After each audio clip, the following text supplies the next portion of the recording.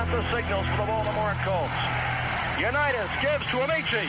The Colts are the world champions. Amici scores. It's amazing, sensational, dramatic, heart-rending, exciting, thrilling finish in the history of college football. California won the big game. 5 seconds left in the game. You believe in miracles? Yes! Unbelievable. This is Phil Steele. This is Mike Burnop. This is Wes Durham. This is Mike Ashley. Hi, this is Chuck Foreman, number 44 of the Minnesota Vikings. Woo, mercy, this is handsome Jimmy Vane, the Boogie Woogie Man. This is Coach Fry with Virginia Tech Football, and you are listening to Big Dog Sports Talk. Are you ready to rock? Are you ready to roll? Okay, let's do it. You're in the doghouse with Rick Watson on Big Dog Sports Talk, presented by Pulaski County Sports and Entertainment. Join us in the Family Fencing Studios and chime in on the McClellan Chiropractic chat line. He's keeping cool with help from Little River Heating and Air, but this show is straight fire. And now, the big dog, Rick Watson.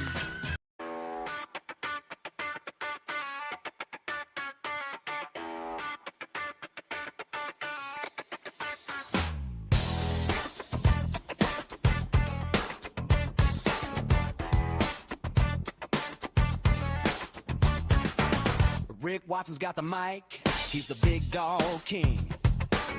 Cover sports so sharp, it's a new river thing. Virginia Tech fire, Radford pride too. Every stat, every play, he's bringing it to you. He's got that voice, deep as a valley, breaking it down, no dilly, no dally. Big dog sports talk, feel the bark.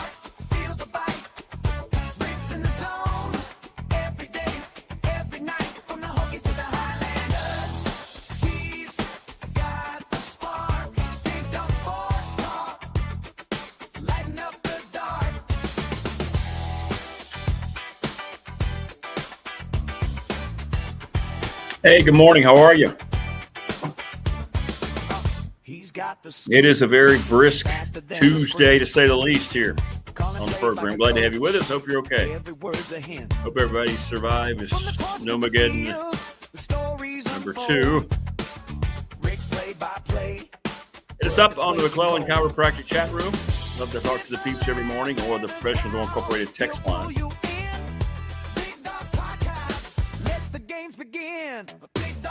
Marva in Miami joins us. She has no idea what 22 degrees. She has no memory of what 22 degrees is like. I'll explain to her what we're dealing with, and I think she got confused when I posted the weather on Facebook. She didn't understand what the snow was, so I explained that to her. You know, because she lives down in Miami, and it's 73 degrees this morning. Ryan Seigla from the Boundary Corner podcast will join us. David Smith, I think he's back in town, will join us. We'll talk some NFL. Lots of controversy about the NFL. A couple of different games we talked about yesterday and their outcomes. The drop pass in the Ravens game that they didn't call a touchdown. And then the field goal by the Raiders. Got a lot of play yesterday. National shows starting to jump on this because at some point you can't ignore it any longer. And then Mike Burnop joins us. We got a lot going on today. Another great cavalcade of guests. And we had a great time yesterday. Thank you so much. I got great reaction from having Joy Williams on. She had a great time. Thank you for making her feel welcome. The Radford University guard who had 36 points in the big win and hit some big shots in the win against Navy last week. So everybody's taking exams this week, and then they get to become just basketball players. What's up, Happy? HC Cappy? H Cappy? What's up, Paul? Good morning. Christopher Lester, good morning. Steve, how are you? Good morning. Good to see everybody in chat. Hey, Opal, how are you? Good morning. Here in Reiner, for me, I can report a happy snow update. We didn't get but maybe 1 3/4 inches here. I know there were places it was strange. I was seeing people in Christiansburg. Hey, Hannah, wait, hang on. Hanani.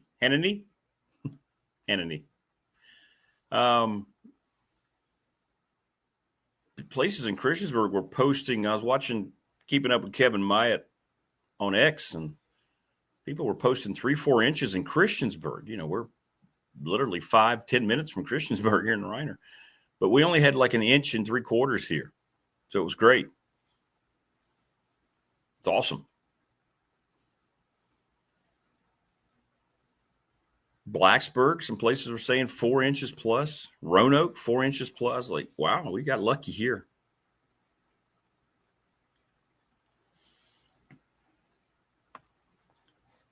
Creed is in. He was already out this morning. Thank you for asking. Oh, boy, he gets frustrated because the ground, of course, is snow covered and he can't hunt. So he's just like, he tries to stay out as long as he can. I see you, Paul. Got it. Yeah, you know what? The bowl system is dead. This whole thing's going to change. Remember when we used to get, you know, especially after we've been off for a while and around Christmas into New Year's, and how excited you would feel with the bowl slates? There was always usually a lot of bowls on like the 30th, New Year's Eve. Good morning, Rodney. And then New Year's Day was just a cornucopia of just bliss. You just sit around all day watching all the great bowls and guys who gave a damn. And those days are gone. It doesn't matter now. You can thank ESPN for a lot of it. College football, the so-called leadership of college football, when there's absolutely none.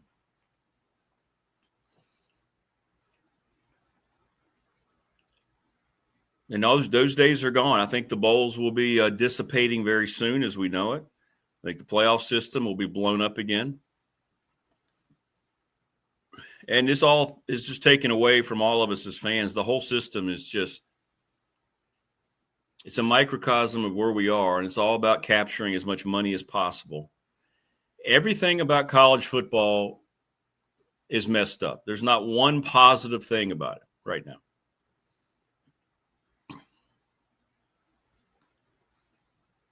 If your team is in the playoff and you've had a good year, you're going to say, oh, no, it's fine. I get it. It's your own personal interest. But if you're just looking at it from an honest standpoint, objectively, just as a fan of sports and college football, you realize how absolutely screwed up the whole thing is. Every piece of it is messed up. And no one is going to run out of their way to fix it. Disney's not going to try to fix it because they're making so much money. What's up, Food Bite? Good morning. Manish, we're in Southwest Virginia is where we're locating today. By the way, we're up to 11 international show subscribers. Please subscribe, like, and share the channel. Trying to get up to 1,000 here. 11 international subscribers. That's pretty cool. 11 different countries now represented as BDST fan base. Notre Dame, I believe, has drawn a line. And no cricket here, Manish. If you want to explain cricket to us, that would be great. That would be awesome. Notre Dame's going to leave their affiliation with the Atlantic Coast Conference. I mean, it's going to happen. I think it's over now. Not that I'm sure many of you are not going to care. It's going to hurt the ACC in the short term. Of course, the ACC is going to change completely coming up when the next phase of realignment comes. The final, I think, realignment that we're going to see.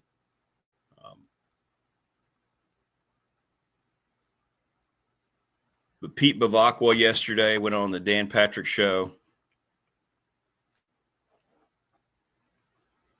and said that they crossed the line with their promotion of Miami against Notre Dame, who's not a full-time member. This is, and Joseph, I know you're a Notre Dame fan, and we're not trying to pile on here, but this shows you how out of whack the whole Notre Dame relationship is with everything else.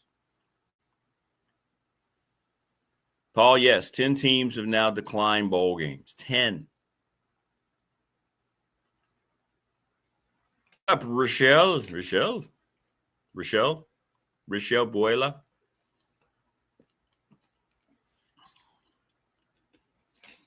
Bowls are pointless games. You're giving up those 15 practices.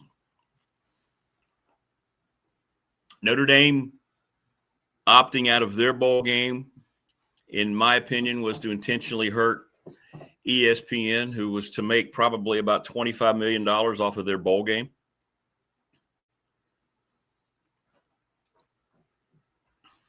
But they've had this status so long that they have been, like next year, for instance, when as long as they finish in the top 12, because they're Notre Dame, they're automatically in the playoff, regardless of how they got there. Doesn't matter. You have to win a certain amount of games. ESPN has once and for all finally been exposed, I think, to even the people who tried to hang on and defend them for what they are. They're nothing but just an absolute political tool because they are from Disney. They're nothing more than access media shields. They're not worried about covering sports. They don't care about any part of that. They all have their directives, and they've been pushing this whole thing with 5 SEC teams.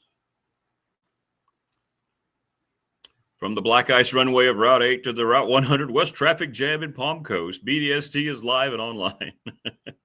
Hey, Boris, how are you? Glad to hook you up with Prometheus about your building. Paul says, my biggest gripe on Notre Dame is this is a school based on religion, yet they are doing basically unethical and non-religious things. Indy forever, number 13. True, Notre Dame doesn't gain anything from playing in the playoffs. Well, I mean, they gain from having a chance to win a national championship. You mean the bowls? Yeah, they got nothing to gain from playing in the bowl game. But they've been given free will for how long now? Let's take the other side of it real quick. And Notre Dame looks really bad here. Let's just say it the way it is. Notre Dame, Bavacqua, they look really bad here. They look really bad here. But they don't care because this was a decision that was made because of the backing of the people who have helped make Notre Dame what they are. And we've said all along that Notre Dame has more power than anybody else in college football, even ESPN. And here was ESPN helping, in their eyes, along with the ACC, stripping them, right, of their power. And they are not prepared for someone standing in their way. Let's just say it the way it is.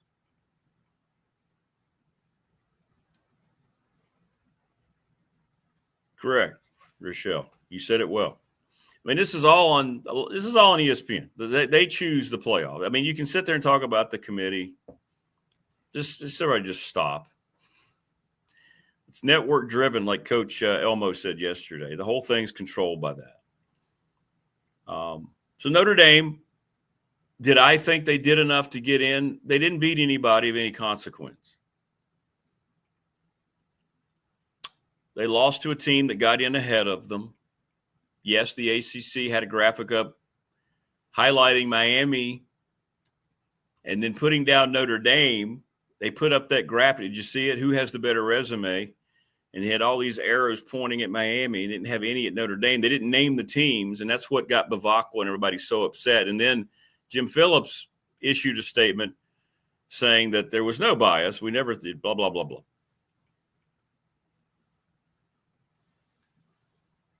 So this whole thing has gotten to the point of ridiculousness. Some teams are going to have a month off now to get ready for the playoff. And I got to be honest, the college football postseason, for me, it's not must-watch TV. It's not anything that – I mean, I'm going to watch JMU and pull like hell for them against Oregon because of my guy, Matt. But I don't care. You know, it's just so contrived. the way Alabama was protected, they moved them up a slot. And that's what Bavacqua, Notre Dame, who I think has every right to look at that one particular area. And I don't know about this whole promotion from the ACC over them. But they went out of their way. Everybody ate the same had the same corporate memo at ESPN to make sure you made sure Alabama was protected. Got Alabama. And a 3-loss team is in there.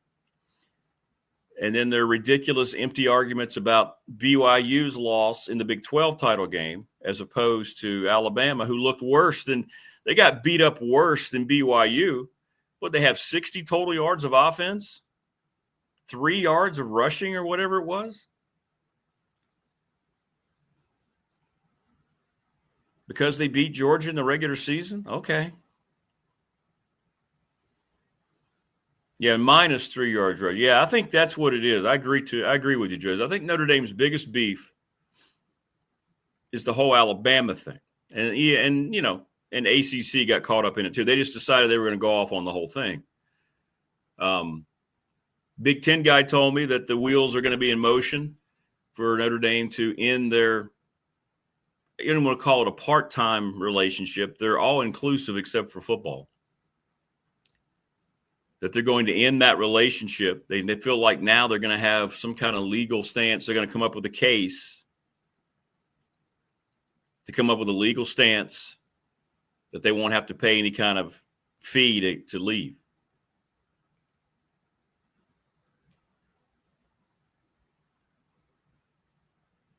But teams are easily opting out of bowls. They're easily giving up these practices. Not just teams with new coaches. It means nothing. It means nothing. You have 5 and 7 teams playing, 41 bowl games, so 82 teams get in, and now you can't even fill those because nobody wants to play them. And it's all because of the one word. It's all greed. It's all money. And that's where we are. And there's nothing else that needs to be said about it. Yes, Rochelle, you are correct. You are correct.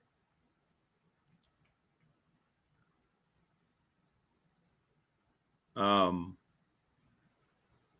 still don't think Notre Dame – a lot of people are speculating now Notre Dame's going to try to join the Big Ten. I don't think so. Notre Dame is very proud of their independence. I think you'd have a lot of people turn on administration there. That independence to them is the most sacred thing. Joseph, you know. And that's what's gotten them in this quandary. And we said this back when the playoff system was created. If they really wanted to force Notre Dame's hand, all they would have had to do was put a stipulation in there that, hey, if you're not part of a conference, you can't be part of the playoff. Then Notre Dame would have had to have joined a league. You see, this was done by all the leadership because it's all about the networks and NBC. So then you get into their money, right? Good morning, Danielle Barris. Lots of new folks in here today. Let's hope they're legitimate people.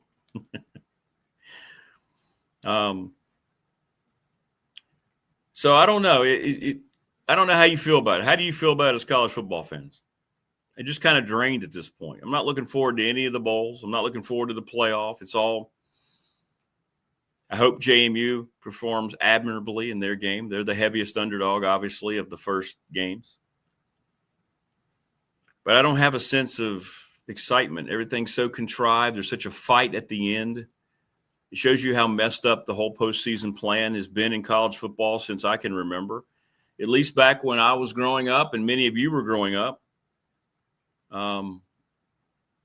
you didn't have any playoff. And at the end of the year, who was ranked number one? You had the AP and the UPI poll. Remember that?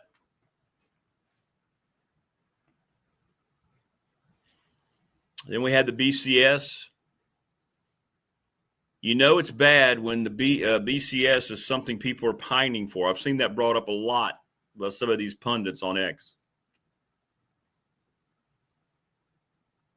Yeah, exactly. They don't want, and they, and Notre Dame's been given that luxury to have all the money from their contract. They're not going to join a league. But keep in mind this now, the ACC, and I know people were very angry. I made the post yesterday. Again, over 15,000 interactions from one post on the Facebook page. I wish we could get those people to come over here and subscribe to the actual show.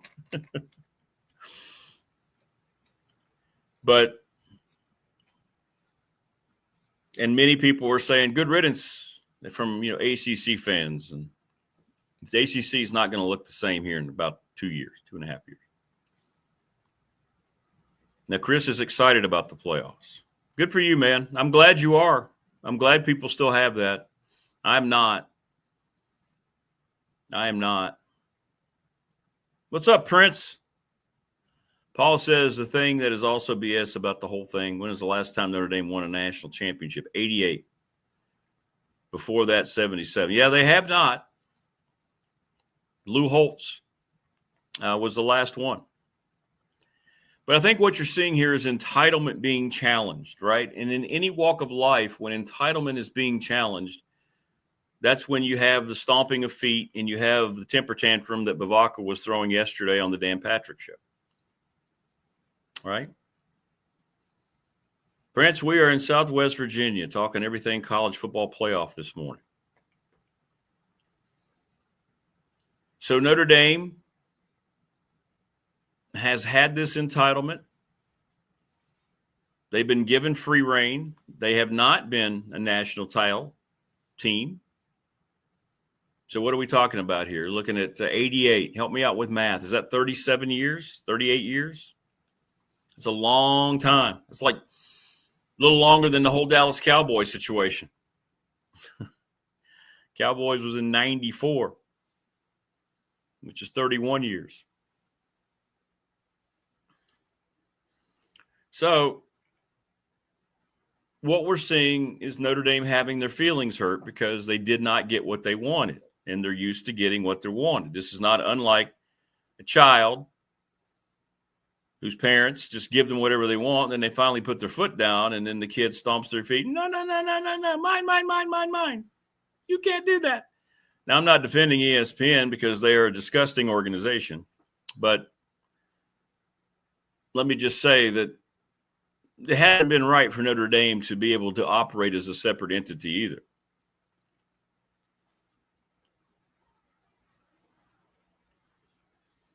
All right? So it's a mess. The whole thing is an absolute mess.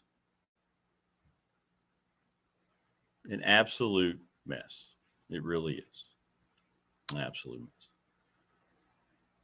So I'm glad, Chris, that you still are excited because I am definitely not. I don't care at all about this whole postseason. There's not one intriguing matchup other than I want to see Notre Dame go up to JMU go up to Autzen Stadium and hang in there, and Bob Chesney's final game and put forth a great effort. That's what I want to see. That's correct, Joseph. If Notre Dame had gotten in and Bama had not gotten in, then it would be the same thing, and then they would be all over ESPN. Wait a minute, you're our buddies. You're our pals. But you see, ESPN is not pals with Notre Dame, so therefore they were pushing Alabama. Greg Sankey is probably the biggest one to blame for the fall of college football, the SEC commissioner.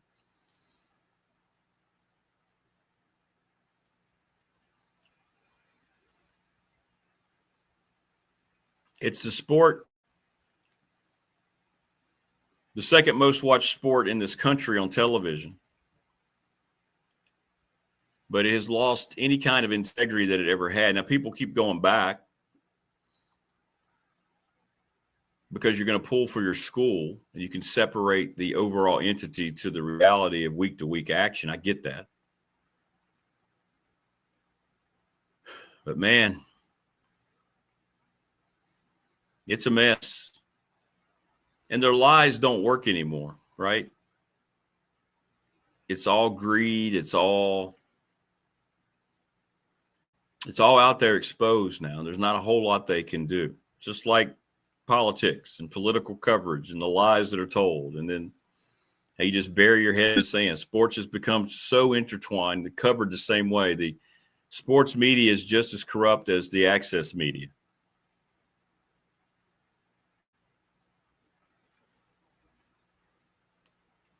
But now I don't think there's any must-watch postseason, right, in college football. And I'm just talking about from me and my perspective. If you are, that's great. That's great. But what's going to happen today, right? Nothing yesterday but banter back and forth. Everybody's still ripping the system.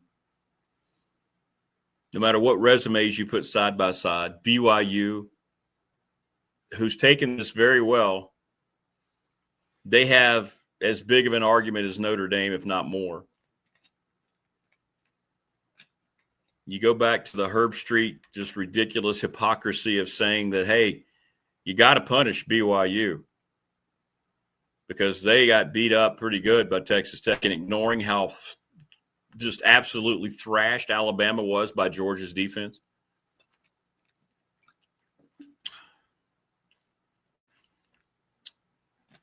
Absolutely thrashed.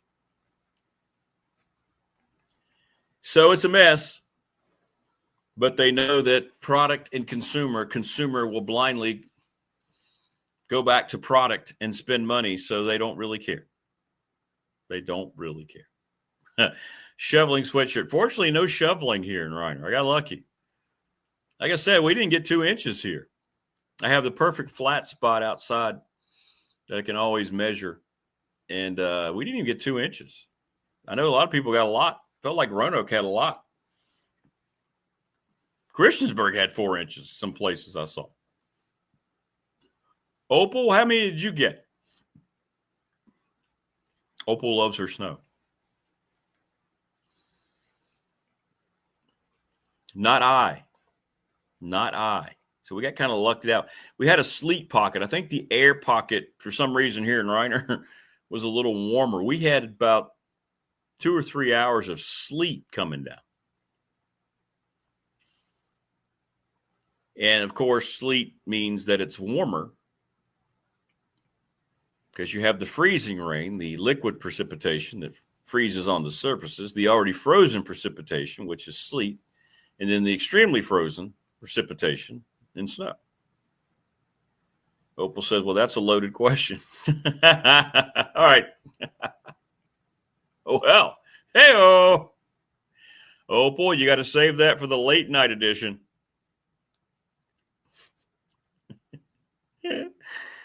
So, Opal, how much snow did you receive where you are? Thanks to Family Fencing, 540-200-8294. Check them out at familyfencingnrb.com. McClellan Chiropractic, Mark Hunley. I got to get him his T-shirt this week. McClellan Chiropractic Clinic, right off of Peppers Ferry Road. Go see Travis Williams at Professional Door Incorporated. They are the best in residential and commercial garage doors. Absolutely the best, right across from New River Community College. I want to thank everybody at Pulaski County Sports Entertainment, the presenting sponsor of this program. Find out who we're going to have this week on the show. I think I'm finding out today from their wonderful organization. Charles Lee and Company, Little River Heating and Air, 1095 Radford Street in Christiansburg, 540-553-2971. Thank you, Charles, for my home remaining warm and energy consumption responsible.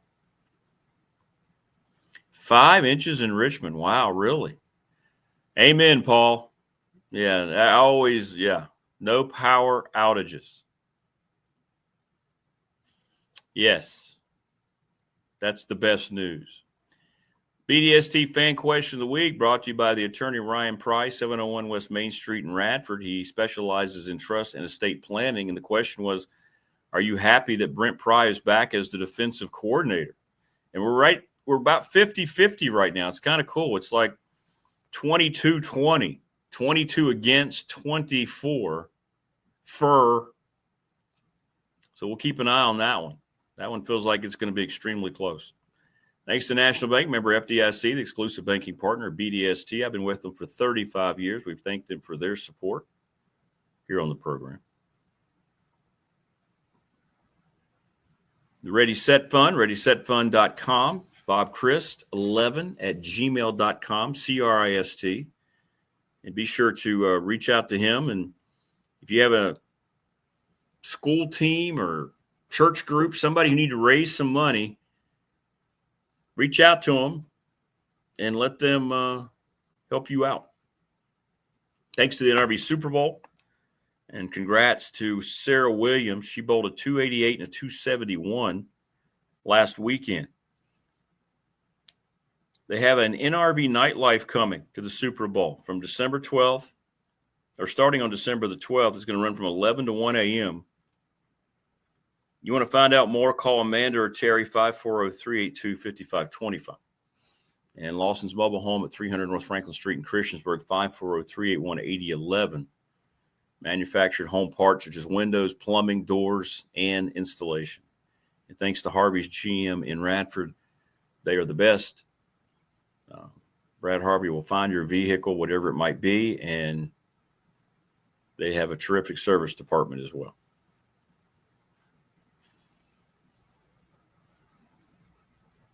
I hope not, Morris. Maybe reboot your system. I'm not having any issues here. Usually when that happens, I get a little notice here because I've had to reboot the show during the show.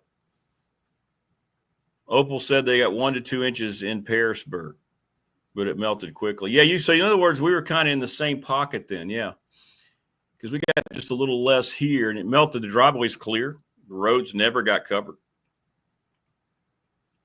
But, yeah, it melted. Yeah, there's going to be some ice this morning. I was a little surprised. Schools are all closed. So Radford closed yesterday, which surprised me.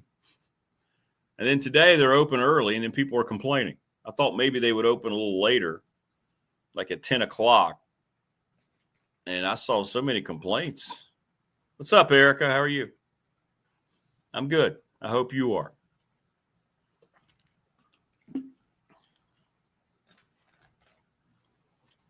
So, yeah, we'll have to head out to the workplace as soon as we're done here. I'll let you know about the roads. I'll post on the Facebook page. The Facebook page since last Saturday has over 100,000 interactions.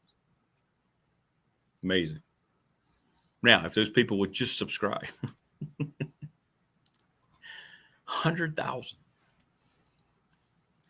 Several hundred shares of content. It's good. It's good. Very, very good. And if you want a T-shirt, hit me up. Great Christmas gift, $20. If I can get them to you here, $30 if I have to ship them. And I don't mind shipping them. Marva in Miami going to join us here momentarily. And you're right, Wayne. I'm looking forward. Marva's got to be very excited about her Blue Devils winning the ACC football championship.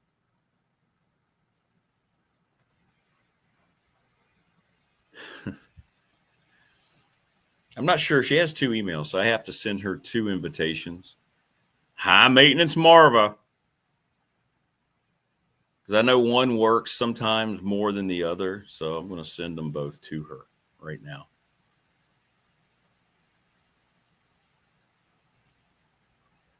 Is anybody else just completely and utterly not into Christmas this year? Joseph says, I know Franklin and Pryor are buddies and coach together. I wonder if and when Virginia Tech's defense doesn't do well. Yeah, my whole thing is this. Look, I like Brent Price, so I'm glad.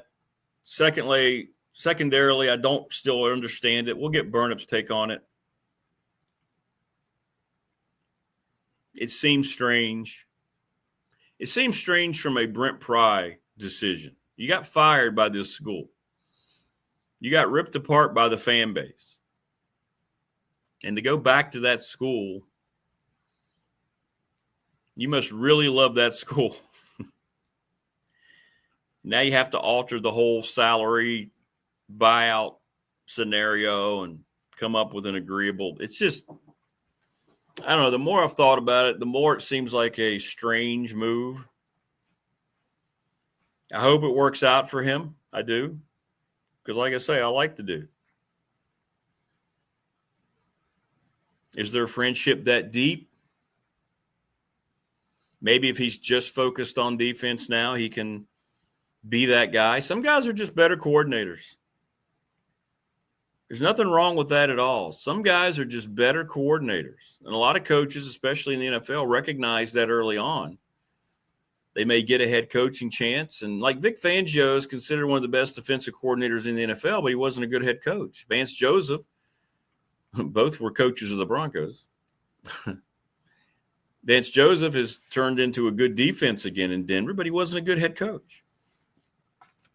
That's okay. Not everybody's made out to be a head coach. Morris says, could the IT issues be my fat finger computer incompetence? Only the shadow knows. I usually chalk that up to me, Morris. Yeah, I'm with you. It happens to me a lot. Now, sometimes it'll be actual something going on, but most of the time I'll go, I did that, didn't I? Or I didn't do that. So I get you. I get you. Those of you who ask on text, no, I haven't created the BDST Bowl Mania thing. I'll do it. Wayne says, I'm hopeful maybe that Pry realizes that I just didn't do well as a head coach, so I want to show him and leave on good terms. I think it's a strange hire. I mean, I think it's strange. On the surface, it's a strange hire. I know Franklin had his meetings yesterday with the coaching staff in place. I'm hearing there's going to be very little of any retention of anyone other than Pry. We'll see. We'll see. Yeah, Paul, what about that? Philip Rivers is signing on. He may have done it last night or he's going to today. He's going to sign on to the Colts practice squad. Daniel Jones is out for a year. The rookie they drafted is out for the year. And they have nobody.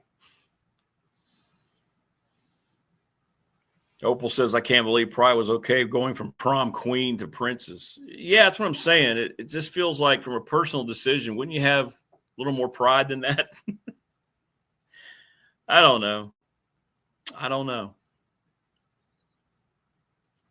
But it's going to come down to this. It's going to come down to how much talent after the portal's Tech going to have now after this roster is flipped completely over. I mean, you got to have all these conversations now, right? With the current staff, you've got to tell current team members, we don't really want you here. You're going to have those conversations about we need you to get you in the portal. And, there's going to be a lot of turnover, a heck of a lot of turnovers coming. And that's okay. When you go 3-9, that's okay. And how James Franklin and whatever staff members he has in place views the talent on Tech roster might differ from what anybody else thinks. And really all that matters is what they think about it. All right? He's the head coach now. It doesn't really matter what the previous staff thought. Doesn't matter what they thought they saw in recruiting. But it just matters about what they see and how they evaluate.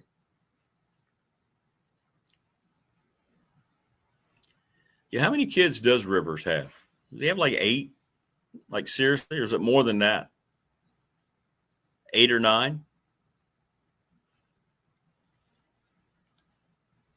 So we'll see when the unveiling comes.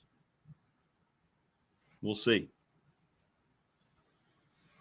But I think when you make this kind of commitment to a guy like James Franklin, he's got 10? Wow. That's a lot. When you make this kind of commitment, I think fans are just going to have to swallow hard and go, okay, whatever they want to do, let's just give them a shot. Can't be any worse, right? I mean, I'm not trying to be mean, but look at the last 7-8 years. And what's it looked like since the back end of Fuente's second year to now? So we shall see. But, Coach is going to want to have his new staff in place. We'll see. We'll see what happens.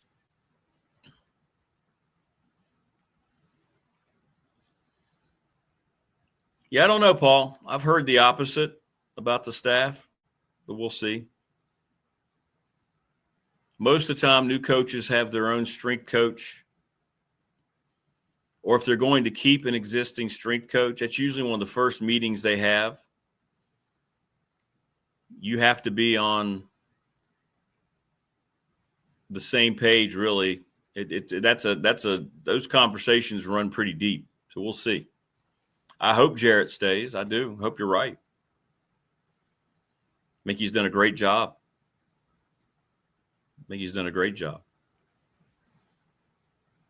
Got 10 children. Wow. Good for him, man. Good for his wife. Heck with him. Good for his wife.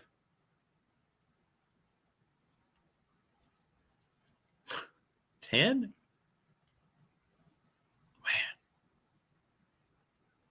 Yeah, maybe he does need the extra funds. Maybe the NFL pension's not working. You got one more, yeah. Yeah, he can have a starting 11, can he?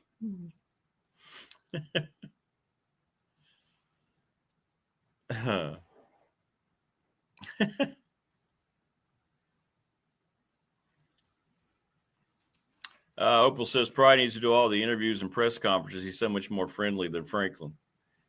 Well, anything like that goes through Franklin. So anything that you see or hear is going to be very selective, very selective.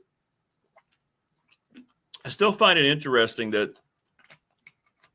and I'll ask Damien about it tomorrow. Damien sort of nor anybody from Tech Sideline has written anything about Brent Pry.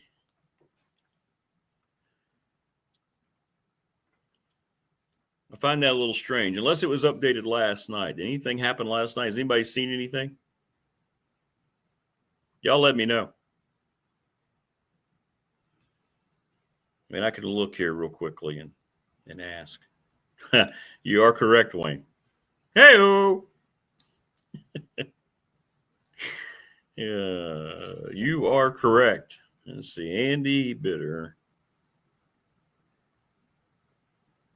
No. Let me see if DS has anything.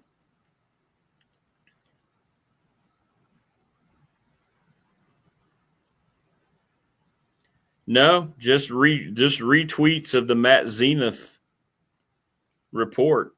I find that interesting. Like, why would you not let the local media who's dedicated to you cover that event? That seems strange to me. Yeah, Chiefs lose again last night. Chargers are the best team in the AFC West, and I say that as a Broncos lifer. Remember that the Eagles have only beaten the Chiefs. Yeah, Jalen Hurts looks terrible. That whole organization is not right now. That team's not right. The Eagles.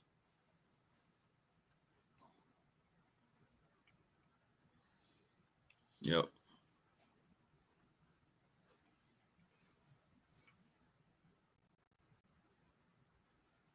Yeah, Manny Diaz has won an ACC championship. Got fired from Miami. He wins it at Duke. Wow. Crazy stuff. And what a perfect segue joining us now on the program. It's Marva in Miami, and all we're doing is talking about her beloved Duke Blue Devils. Oh, look at that. She's even wearing Duke colors. Congratulations, Marva. Good morning. I have no idea what you're talking about. These are not Duke colors. This is Carolina blue. Sure, it looks royal to me. No, it's not. If I had something around here that color I could put up against it, you would see. But no, it is not. It is not. Okay. All right. So, how are you? Crying this morning? I don't know. Huh? Are the Dukies crying this morning? No, they're all excited. They didn't have any problems with. Hey, there you go. Wayne says, "Go Devils, Marva." Yeah, there you go. Oh my goodness! And yes, Wayne, I did see your message yesterday on Twitter. Yes. Yeah, I don't know. What's the temperature this morning? What's the temperature this morning, man? You know, I haven't looked, but it feels toasty. I haven't been outside, but I'm going to check real quick just for you guys. I'm checking the phone. It is 68. Oh, is that all? So it's not too hot, 68. It's going to get up to 75, so it's not. Yeah. Oh, look, it's wintertime. 23. 20. Oh, wow. I bet that feels a little chilly. Oh, by the way, that stuff that when I posted that you were confused about, it's called snow. By the way, you don't get that in Miami. No. Do you know that a lot of the schools down here will have events for kids where they bring, for little kids, they'll bring in fake snow so they can play in it and see what it's like. Isn't that nice? Do they know what it is, or are they scared? No, they know. They're excited. Wow. But of course, it's not really cold, but they just bring it in and then they dump it on the kids. It's a big deal. We're doing that for real up here. Oh, my kids would love to see that, but I don't know. They're not going to see it here. Any word on the Bill Belichick year two? Everything good? Everything going to segue in there? I mean, people are excited about the recruiting class he's bringing in. It's ranked 12th in the country. Yes. Really? Yes. Huh. So, I mean, there are people who are excited. There are people who want him to go. You know how it is, Rick. It's always divided. I want to give the man a chance. Let's see what he can do in year two. I'm not saying he needs to be shown the door. Let's just give it a chance and see what happens. Now, if after next year they're not any better, and also want to say I am not salty, when that Carolina did not make the football playoff. I'm not salty. You're about okay that. with it? You're fine. Okay. Okay. Okay, good. Gives more time to focus on building up that class for next year and getting people ready. So I'm fine with it. Didn't I see your quarterback that you liked went in the portal? Uh-oh. Think you did. What? Yeah.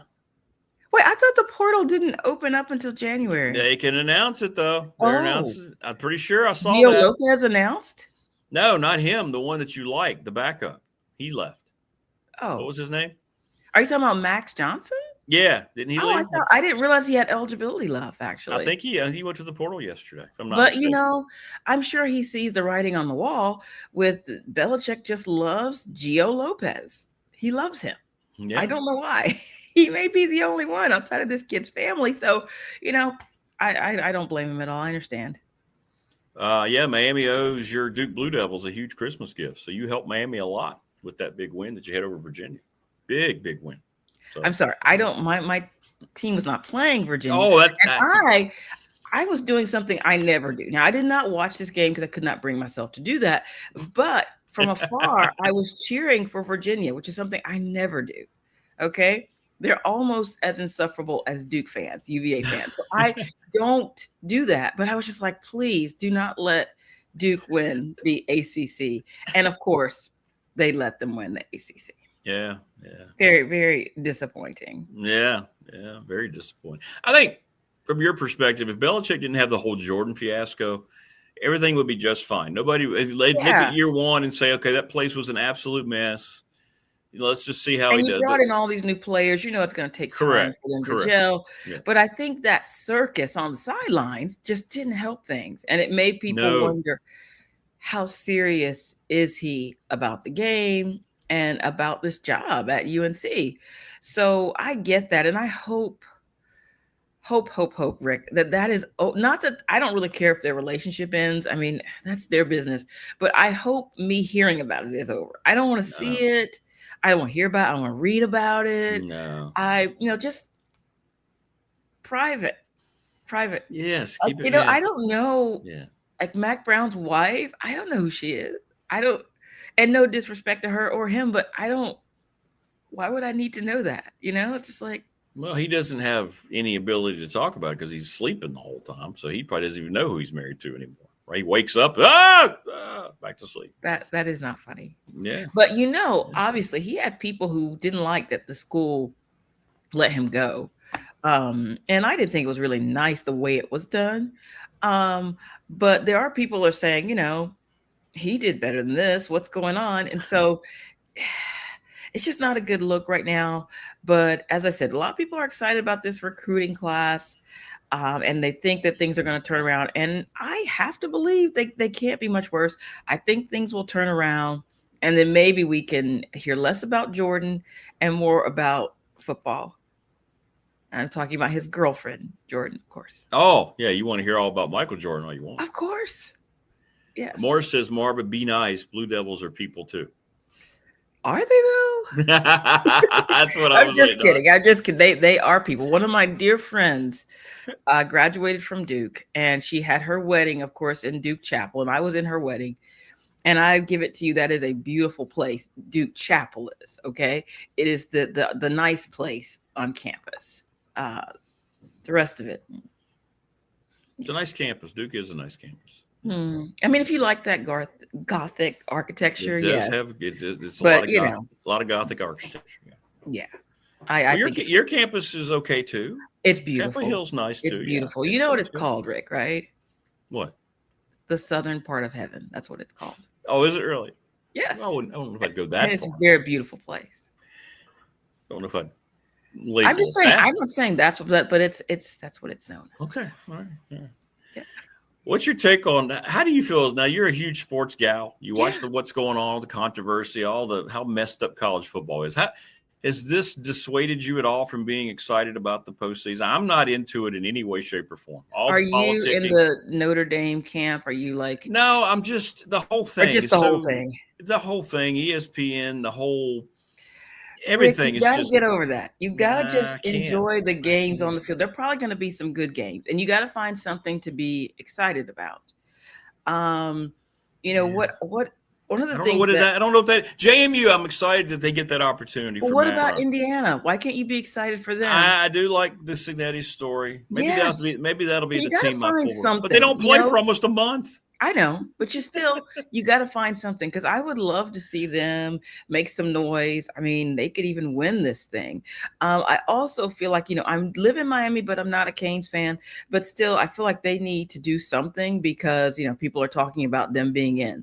So I hope that they'll use that motivation, to win. I would like to see them. I'm not saying I want to see them win at all, but I would like to see them do well. I've been interested in watching this whole thing with Notre Dame. I'm going to take my ball and go home. I personally don't feel like that's a good look. I understand why they're upset.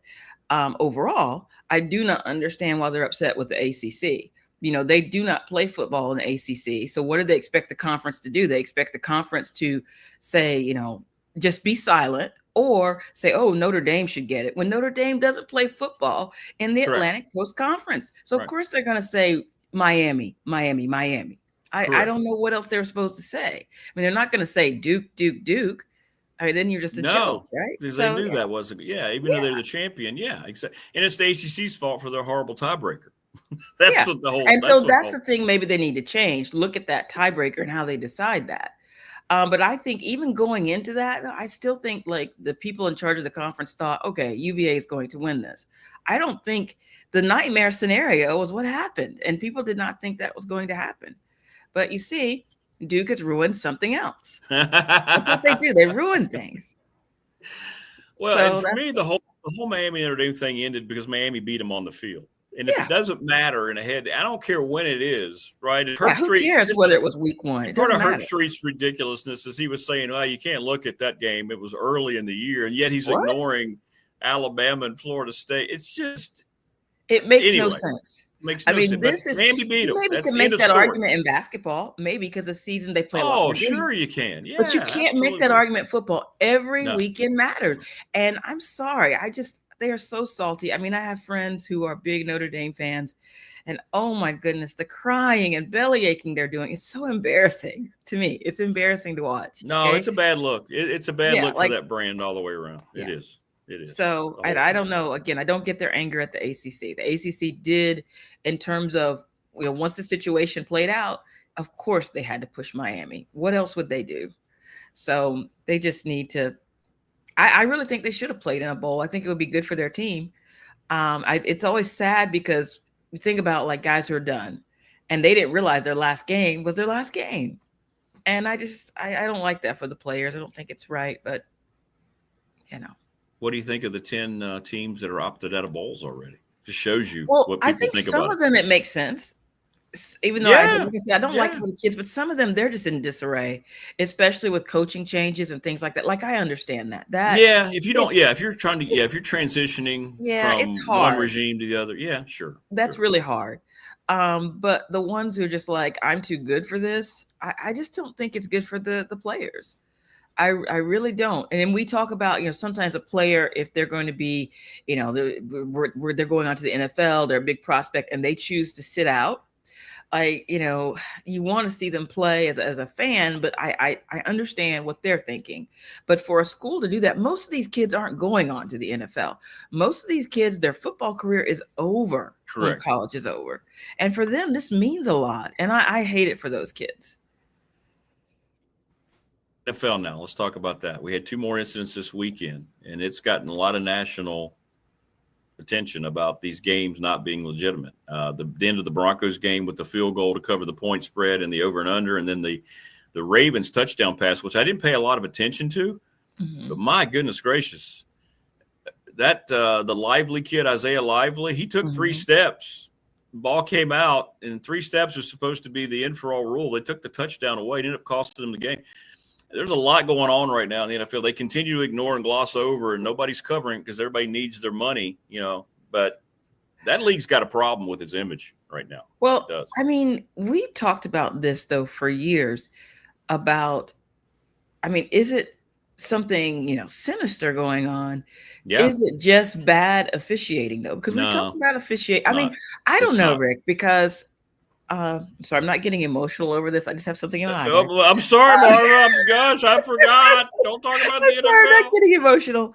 But, I do think some of these things we've seen go back to when I say we, I mean, as a society, allowed gambling to come in. And we've seen these problems. And it does make you wonder sometimes about that. We've seen the scandal with the NBA, and I just don't know. But I also think officiating is not that great. I think officiating could be better. It's not. So, I don't know. I'm not going to jump on and say, well, something's not on the up and up. But I will say that they need to work on these 2 problems, and they need to figure out something also about gambling. And, not to be on moral soapbox, but it's just, you open the door to these questions when you've allowed this, and not just allowed, but it's like you're kind of in bed with this situation. Especially like we talked about with ESPN, we've talked about them, and I know that they're getting out of, and they might already be out of it. Again, I'm so sorry. I'm not emotional. It's just there's something in my eye. I just tore up this morning. Me. She said, I understand. Look, when your Blue Devils win a championship, I get it. You're still thinking about that. Yeah, whatever. But it just causes these questions. It raises these questions. And I don't know. I don't know what the answer is. I don't think you put the genie back in the bottle completely, but maybe there's some things you can do.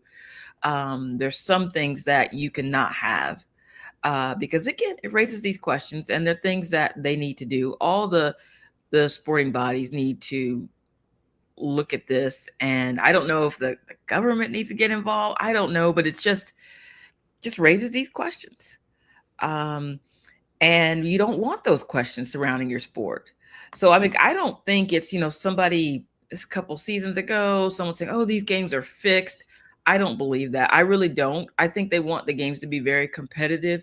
And I think you always, if you're honest, the TV executives, there's certain teams they want because they bring eyeballs, right?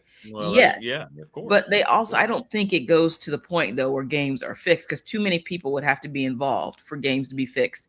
And I can't believe nobody would talk. It's very hard. That old saying, it's like, 3 men can keep a secret if 2 of them are dead. There are too many moving parts. And so I just don't think games are fixed. But I do think that we don't know if individuals, Correct. are compromised. That's the problem. So Yes. yeah, so that needs to be looked at, and it's a serious problem. And I'm hoping that in the off season, that is something that people will look at seriously. And like I said, I don't know if it's a matter the government needs to step in and there needs to be hearings or something. There's a lot of other issues to deal with in that front for the government, but it's just, I don't know. It's just not a good look. Where'd you go? Hang on, I was getting us a drink there. Nobody wants to watch me take a tug off my drink. Okay, I was just making sure you're all right. We've been taken off the air. No, I'm good. You know. Hey, speaking of betting, Paul says I bet you, Marva, that North Carolina does not win the Natty in basketball. What? You know, I don't like to talk. It's so early. I don't like to talk about that. But I think Carolina has a good shot. Carolina looks very good. Carolina has like such a good front court right now, shoring up things with the guards. Like, you know, since we were on last week, we talked about the ACC SEC challenge. And it's like the first night, ACC was really dominant, you know, and then that last night, though. That last night was so bad for the ACC. SEC dominance. There you go. They even won the ACC. But SEC only won that challenge, though, by like, I can't remember right now. It was like a game or two. It wasn't like they just had a good last night. You know, Carolina came out and beat Kentucky on the road, which is a really good game for the Heels. And, you know, Carolina on Sunday beat Georgetown at home pretty convincingly. And I just feel like this team is looking very good. And I don't think it's a team that people are going to want to play. And so I'm excited about the season. I'm not a betting person, but I do think Carolina will do very well. You know, you're betting on it. Rick, you got to stop. You're getting me in trouble. How is everybody? Family, everybody? Kids good? Yes, everybody's okay. Kids are very excited about Christmas. Yeah. You know, good. Very, very excited. Like my son just wants electronics. He wants a gaming system of some type. And some type? Well, there's so we many. Don't know. Like, he's mentioned a lot. No, I get it. My husband and I we're not sure, because we just feel like if he got something like that, and of course it would be up to us to control, but he would just be on it all the time. Yeah. And we're more like go outside and play people. Correct. There you go. That's why you're good parents. We're not sure about, you know, if Santa's going to bring something like that, because just don't get him a dress shirt. Don't get him any dress clothes, because he'll just be just don't do that. I was going to give him some more polos. That's what I managed to get him to wear. When we go to church, he wears a polo shirt and a pair of shorts, but a nice pair of shorts. Okay. So right. That's okay. Yeah. But he was saying they're all solid colors. He's like, I would like some designs or something. So I was like, well, let me see what I can find. Chat, by the way, wants you to become the new NCAA commissioner. So congratulations. You've been nominated, I think, officially. Would you want that role, Marva? I think I have some ideas about rules. Like, I don't know, we have to talk about that, but I have some ideas. There are two things that bother me, Rick. Yeah. When a game is just out of hand. Like, let's say a team is up 20, 25 points, and they're calling these ticky-tack fouls. I feel like if your team is basketball, you mean? Okay. Yes, basketball. If your team is up 20 points, the only fouls that should be called are like flagrant ones, blatant, ugly stuff. No fouls at all. Please, because this game, they just drag on. And if your team is up 20 points, no more fouls called unless it's blatant. Like, you can't clothesline somebody. Come on. You know, the other rule I really like is if a game goes to overtime, you get every player who's still eligible to play. So if they haven't fouled out, they get one extra foul if the game goes to per overtime period. Because I hate to see these overtimes that we see these great games that goes 2-3 overtimes and you're just losing all your players. Give them one extra foul per overtime period, as long as they have not already fouled out before overtime starts. Okay. Those are where we start. Okay. Can we get those done? Sure. Let's do it. Okay. And I'll come up with things for the other sport. I do care about other sports. You know, basketball is my heart, but I do care about other sports as well. And I have some ideas. And so, okay. You know, where do I sign? No, that's what's you're already making more sense as the vote in. Oh, we just lost power for a second. We already, you got me? Are you good? Yeah, I hear you fine. You've already made more sense as the write-in commissioner than anybody who's in place of power in college sports. Congratulations. You've already done that. Thank you. You know, then I might be too much of a big time star. I may have to, you know, I'll still come on with you. We'll discuss things with you, but Okay. All right. Yeah. Well, listen, I hope you and the fam have an excellent week. Let me know what you decide about, the young guys' electronics. I think your thought process is very responsible. Yeah. But he's going to be so disappointed. He is. He also wants a drone, though, which he's had drones in the past. He loves to fly those. They're fun. Yeah. But at least we like it. It's an outdoor thing, so we're all for going outside and playing. You could send him to one of your beloved Marlins games, and he could just sit there and just hey, Mom, I got the game on for you, and just sit there and hover it around the stadium. That way you don't have to go. No, we're already making plans. We got to get back out there. We had so much fun last season. Okay. All right. And this is going to be the Marlins year. A lot of people don't know that. Okay. All right. Keep waiting. Well, listen, congratulations again to your Canes and your Blue Devils. I mean, raising Cane, doing some great stuff. So that's awesome. Awesome stuff. No idea what. I think we lost our connection. All right. You be good.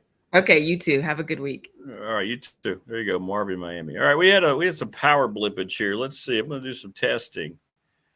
I'm testing there we go. So my test showed, I think we're okay in chat. Somebody send me a chat message. I got Morris's, the difference between the NCAA and the Boy Scouts, you asked. Boy Scouts have adult supervision. Let me know if anybody can y'all still utilize chat? I just hit a test and it worked. There we go.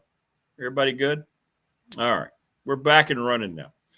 So there you go. I talked about we got fortunate with the power, and then we had two little power blips there. But I think we're okay. Hit us up on the Professional Door Incorporated text line. That is 540-391-0788. All right, beautiful. Opal says it didn't skip a beat. So that was just on my end here. If that ever happens, by the way, what we will do, if you ever see this thing just go off the air, hang with me. I'll reboot unless I get some kind of power outage. And then I'll have to – what you do then is just jump to the Facebook page, and I'll put up what happened. Because the power's out. Clearly, I can't get back on. So just let me know. Let me know. Just let me know. All right? Just let me know. Brian Seigla going to join us momentarily. Yeah, you're right, David. I forgot. David Smith's still out of town with meetings, so he can't be on today. I couldn't remember the schedule. I thought it was just last week. So we won't talk any NFL today. Probably just as well, because I'm still focused on all the things that the NFL is doing, all the things that are happening behind the scenes. Just a lot, a whole lot. And none of it really good. Please, if you are new, we have a lot of people chiming in today. Subscribe, like, and share our channel content. There we go. Things are a little screwed up this morning. It's okay, though. It's okay. I'm just glad that we didn't get bad weather to the point of what they expected. I know that as the day went on, when we got off yesterday, people were like 3 to 5 inches. I'm like, really? And then we had the pocket of sleet here. And then when the pocket of sleet came, it destroyed the snow amounts, which is great. I should get a backup generator, automatically start so we don't miss out. Yeah, I probably should, actually. It's not a bad idea. If someone wants to donate a generator, that would be awesome.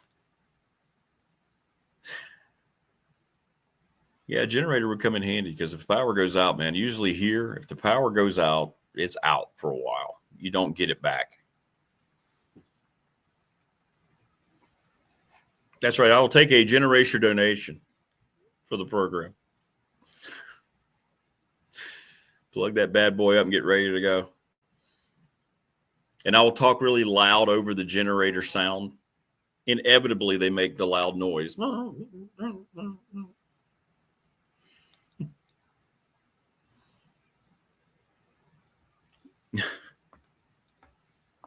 Yeah, it says, hey, if you are a generator sponsor and you'd like to be part of the program, please let us know.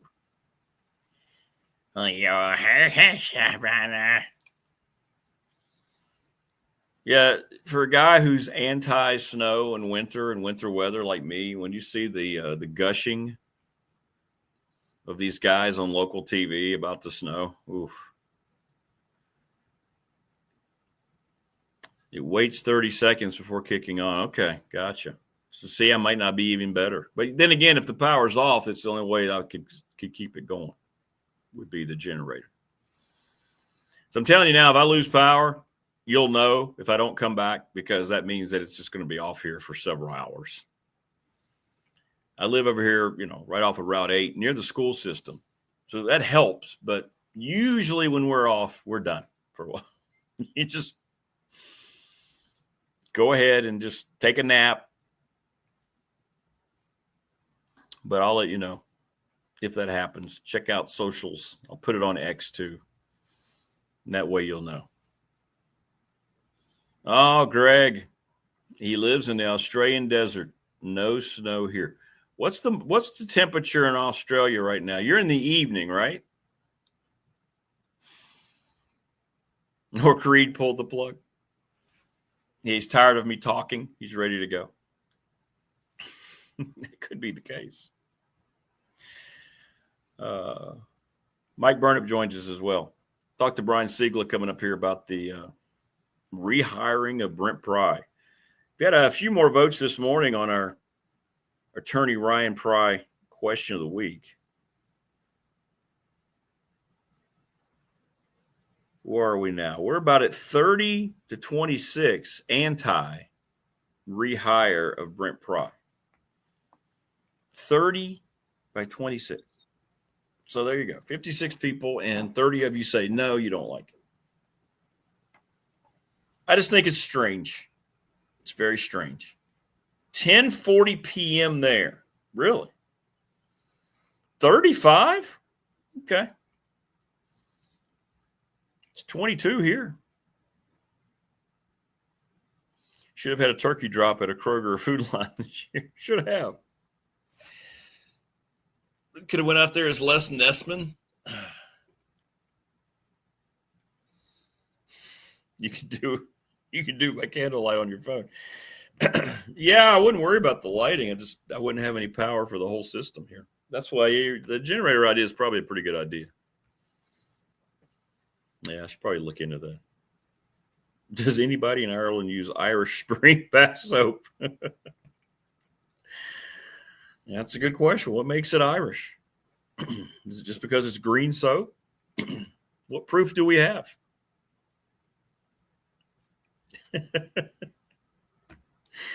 That one made me laugh. I liked it. Subscribe, Greg. Frank, anybody who hasn't subscribed to the channel, it's free. We don't bother you. Just get a notice the show's going on. You can stop in any time. We do eliminate the bot comments since they gave us the extra stream and we're now accessed everywhere.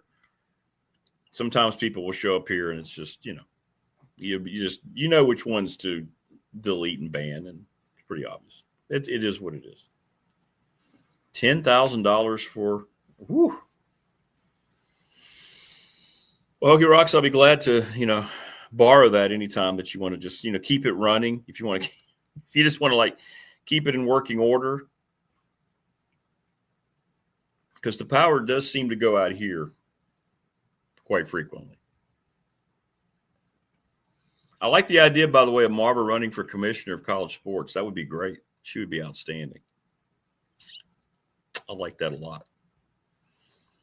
Hokey Rock's going to ask the wife. Greg says, I used to shear sheep. Oh, that's cool. Some of the shearing stations had no electricity. Well, that's not cool. Because you got some sheep that are out there ready for the summer and some that are like, come on, man, I'm burning up here. What's going on?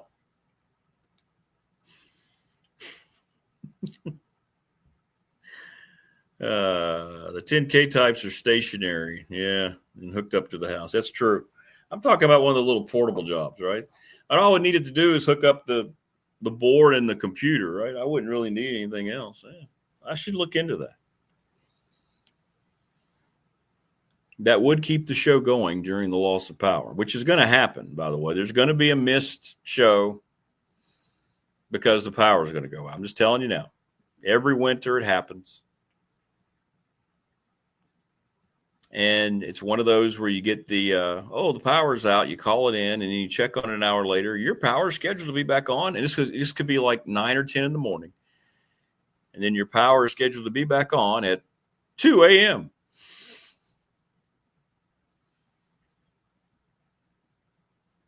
Oh, that's a great point. Yeah, most of the time when the power's out, the internet will be out too.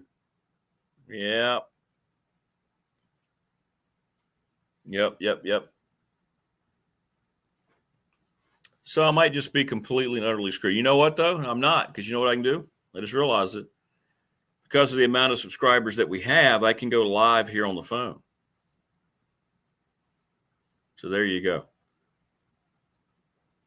There you go.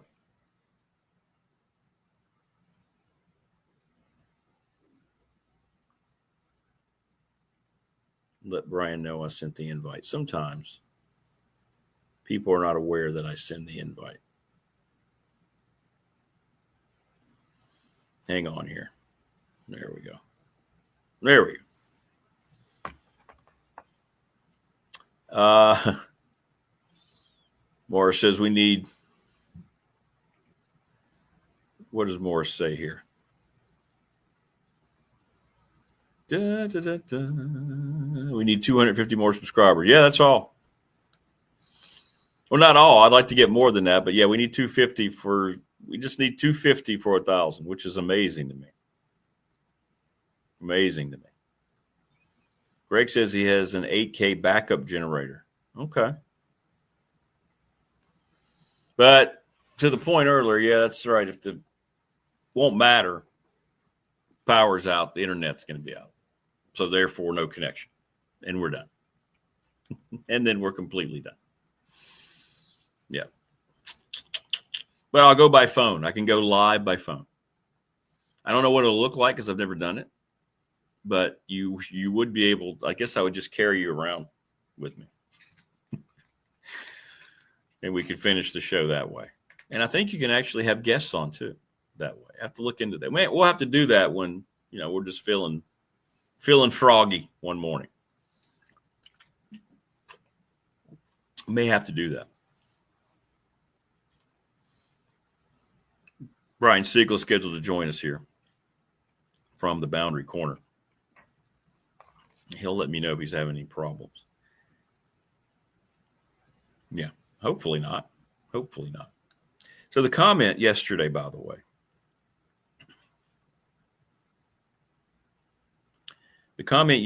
from Bavacqua, the AD, in case you missed it, Pete Bavacqua said, "We were mystified by the actions of the ACC. They have clearly, or have certainly done permanent damage to the relationship between the conference and Notre Dame." And that's exactly what he said on the Dan Patrick Show.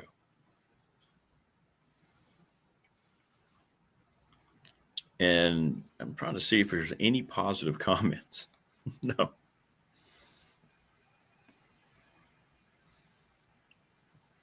All I know is the ACC has tried for years to have Notre Dame be a permanent member, full-time member. They've always declined and almost scoffed at them. So a few football games against ACC members, they get the whole benefits. And the thing about Notre Dame, if they leave the ACC, this is what they're going to lose. They're going to lose the scheduling, the easy scheduling and playing for championships from all their Olympic teams.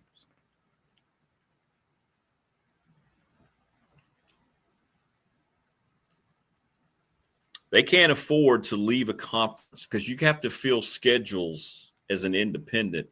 And then none of those student athletes, and I use that term loosely in today's environment, none of those student athletes would be able to play for a championship. And they have a lot of sports in South Bend. Morris says, positive comments on ACC. Rick, you're a comedian now. Yeah, people are actually defending the ACC. Absolutely.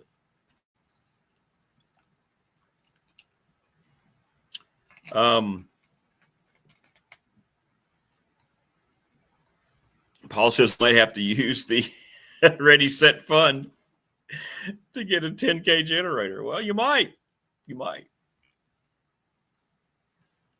But that's the thing. Notre Dame can make all these plans to leave, but what are they going to do with the rest of their schedules? Right? I mean, what are they going to do?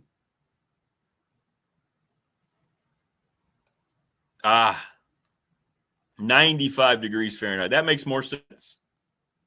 He was going Celsius. We don't do Celsius in this country. That's funny. Very funny. What's up, Crunch? So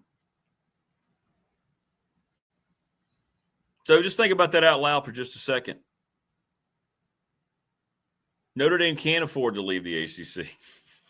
No matter, I don't care what kind of threats they make. There's no way they can leave the ACC. You know why?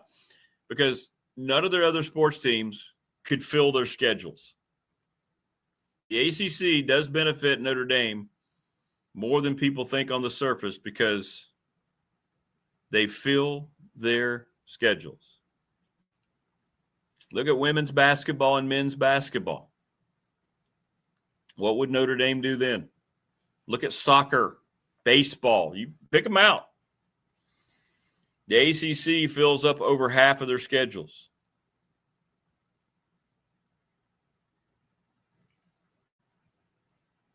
Now, I think Wayne said it right. They're very surprised somebody stood up to them, and they don't respond very well to that because nobody has ever stood up to them. Oh, okay, Crunch. Good to see you from India. Yeah.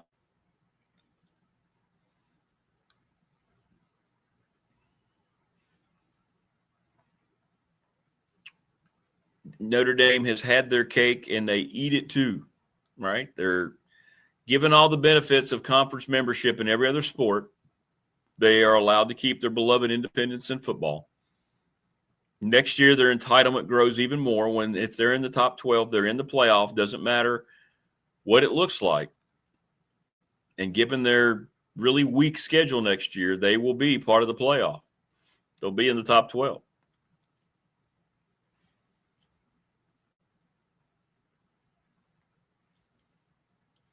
But yeah, I'm just looking at the comments. There are no positive comments here. None. Zero, zip. And we got a lot. Like I said, this thing got so many comments. This thing got shared. This is the one that got like 15,000 views on its own. But there's no, there's absolutely no sympathy. And I get it.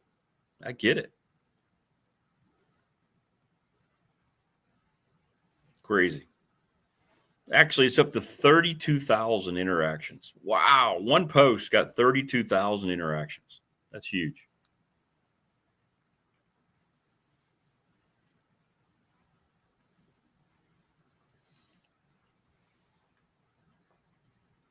Yeah, see, I know, Joseph, but next year's schedule is really bad, and people are focused on that because it's right there in the aftermath. Yeah, Auburn. Yeah.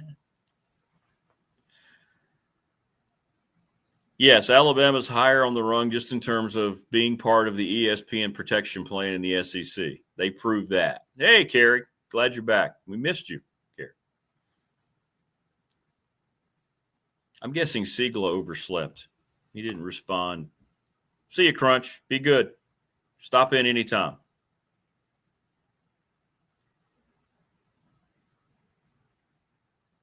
Yeah, I think I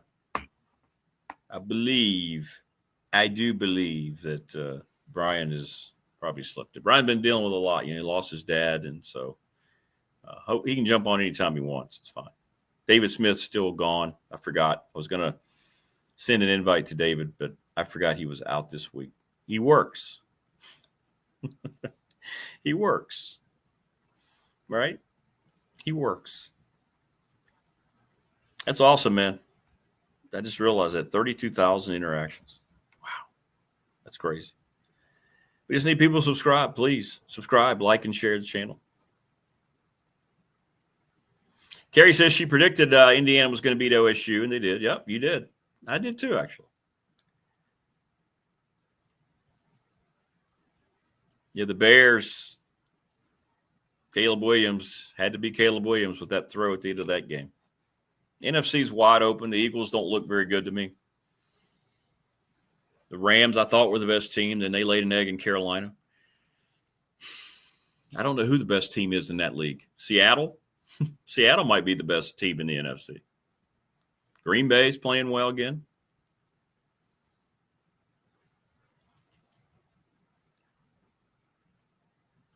AFC.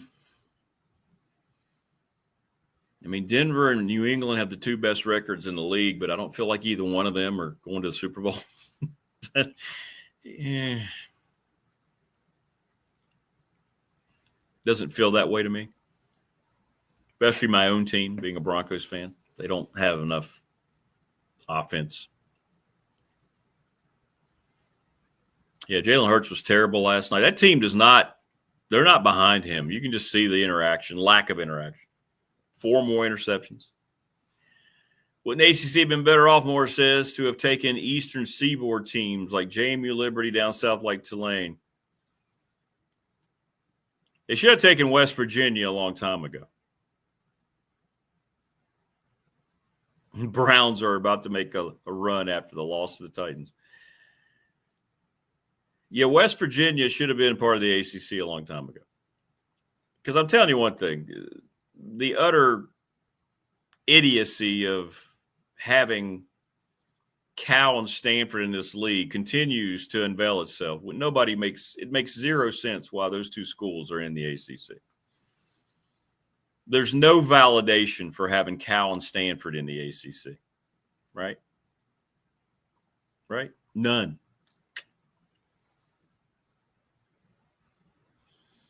Yeah, the Colts are done. I never thought they were legitimate. Daniel Jones out for the year. My goodness, they might have Phillip Rivers at 45 coming out there. Jacksonville looks like they're the best team in the AFC South. Jacksonville and Houston. Houston's playing great defense. No doubt West Virginia and Tech should be playing every year. It's something else Whit Babcock dropped the ball on, and the administration in Morgantown. Remember when they tried to say, the fan bases are just too violent?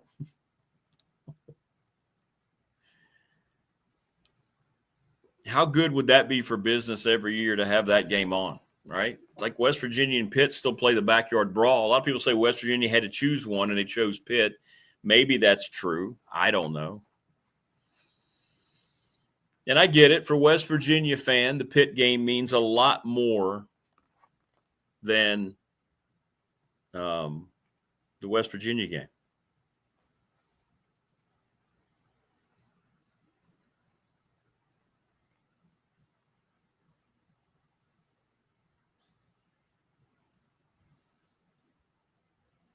$7:30 spot is, I'm telling Brian.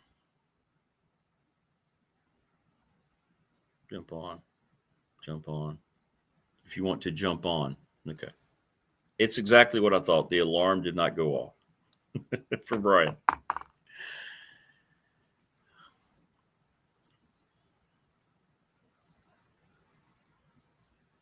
Yeah, the playoffs are going to be crazy.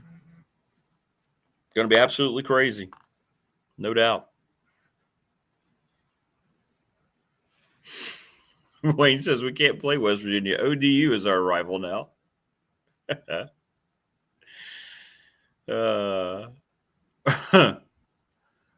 to thank all of our sponsors. Family Fencing, sponsor of our studios, 540-200-8294. Thanks to Jason Green and the gang. They are terrific. McClellan Chiropractic. Go see Mark Hunley. You got a back issue or whatever else might be bothering you. He can diagnose and have you on your way feeling a lot better than you did before you ever went in. Pulaski County Sports Entertainment, thanks to them for being the presenting sponsor of this program. Little River Heating and Air. Charles Lee, 540-553-2971. Do not hesitate. Give him a call today. You wake up in the morning, it's 23 degrees. Yeah, you need Charles Lee.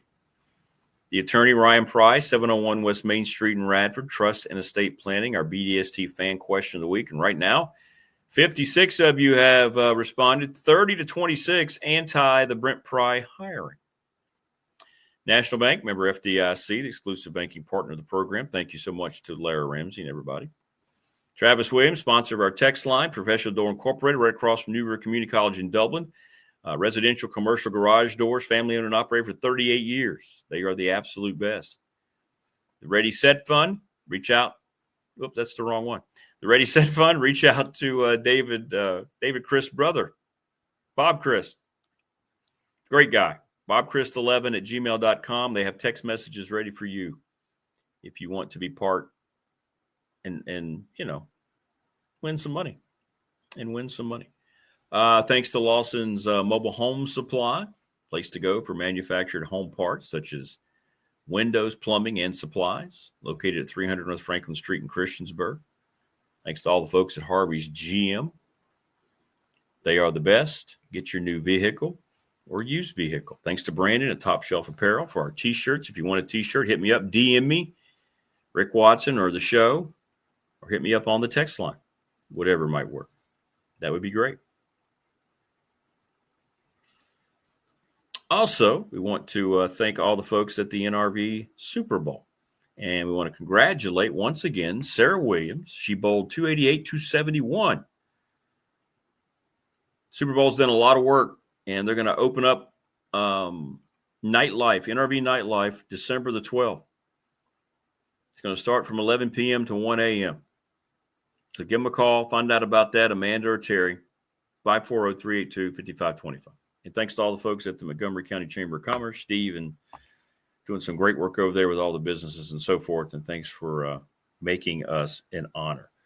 All right, there we go. Well, we kind of sensed that maybe this next gentleman was maybe not responding to the call of the morning time. And there he is, Brian Seigla. What's up, brother? Oh, man, it's a snow day, and apparently my alarm didn't want to get me up this morning for whatever reason. So. Hey, I get it, man. Hey, don't worry at all. Well, let's jump right into it, man. Brent Pry back as the defensive coordinator. Your thoughts? The classic return, right? I didn't think we would see it this fast. When I was talking to everybody, I was like, okay, well, if you got Franklin as your head coach, Pry's probably involved in some way, shape, or form, maybe defensive analyst or something, and he might be the coordinator if the first guy you have moves on for one reason or another in a couple years. I didn't think we'd have Pry back out the gate. I'm trying to talk myself into this only being weird and not being a bad move. Yeah. Because in my mind, if Brent Pry left Penn State 4 years ago and went to any other P4 school, had a couple decent years and a couple bad years, got canned, and Franklin was our head coach, and he's like, "Come on in, Pry," I'd probably be all about that because sure. Looking at his track record at Penn State and Vanderbilt and all that, I'd be like, okay, all right, that's a pretty solid hire. It's a nice little soft landing for him after a tough go about it. It's only weird because it's Virginia Tech and it's 3 months after he was fired. Yes. So that's kind of where I'm at on that front. It's interesting. It's definitely a dynamic that you don't expect. I think my only concern is how is this playing in the locker room with the retention of the guys. I think it could be quite beneficial to retaining people on the roster that he had good relationships with, but I don't know what it would look like with a couple of the guys that he had maybe lost there at the end. So it could go either way, but I think that at least from a defensive roster retention, I think this is probably a pretty good move overall. We'll see how the rest of the staff shakes out and what that looks like for the retention on the offensive side. And I agree. It's just, and now will he be just the sole defensive coordinator? He's never been just the defense. He's always had this co-defensive coordinator title. At Penn State, he wasn't the guy. There were two. I didn't understand why they did that, and now I wonder will they do that again, or will he just be the defensive coordinator really for the first time? That's another question I have in all this. Yeah, Franklin had a propensity to have a lot of co-coordinators, especially kind of early in the Penn State run there. There was always somebody that had that co-role, both on offense and defense. I mean, we know that Tyler Bowen, when he came to Virginia Tech before his little jaunt down to Jacksonville, was co-OC for that last stint at Penn State there. So there's been a lot of folks that have had co-roles. I guess the difference being is that Brent Pry was the primary defensive play caller while he was at Penn State, whereas someone like Tyler Bowen only had those situational roles where bowl games after Ricky Ronnie had moved on and things like that. So there's a little bit of a difference, but maybe a difference without a distinction there for some of this. I know that Franklin met with the staff yesterday, hearing that there might not be any. We'll see. That's not confirmed, that he might just have sent everybody on their way. We'll see. We haven't gotten any announcement. Are you okay that we haven't heard anything? I don't know how to feel about that. Like, I know he's got time now before the portal, and I know they've been working, contacting kids behind the scenes and all that. I'm not naive to that, but are you a little surprised we haven't heard more about the staff? I mean, still no official announcement from Tech in any way, shape, or form, and nobody has written who covers Virginia Tech about Brent Pry. It was all national reports, which I think is a little strange too. So we don't really have any official word yet about what's happening with the staff. I would say concerned. I would say that, I think the difference is that we got ahead of the coaching hire because of when we fired our head coach and when we were able to hire Franklin. I think this gives us probably a little more flexibility with staff build out, because at this point we're not really behind per se. No. We're just behind relative to when we hired our head coach. Most of the time you would think, okay, 2 weeks, 3 weeks in, you'd probably have some names floating out there that aren't the guy that you just fired 3 months ago. And we've heard some names, some whispers, some rumblings about potential guys, things like that. But I know that there was a lot of moving parts. I know a lot of this, some of it was waiting to see which shoe dropped at Penn State, to see how many of those guys were going to come, whether obviously with Terry getting locked up there, that maybe shifted some things for Franklin's trajectory on some staff hires.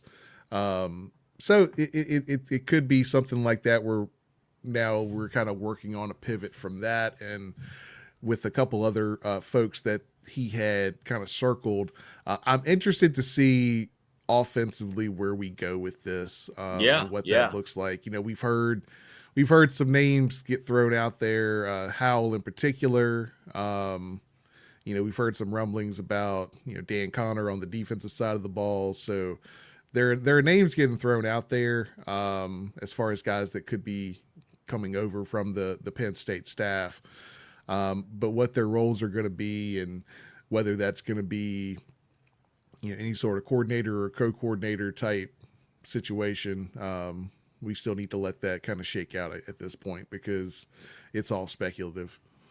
Yeah, and it's hard to know who they might be targeting in the portal for that quarterback, that all-important quarterback transfer they're going to have to sign, because, like you said, we don't have any inkling about, what they might be looking at offensively. I know it hasn't been an offense that's swayed too much. They've had the same type of quarterback at Penn State since he was there, right? They haven't really recruited outside of that. We can kind of get a glimpse at the last three quarterbacks they brought in as the kind of guy they might be looking at to bring in Blacksburg. But there is still a lot of mystery, and there's still a lot of stuff going on here. And we'll find out, Wayne's bringing up, Ricky Ronnie.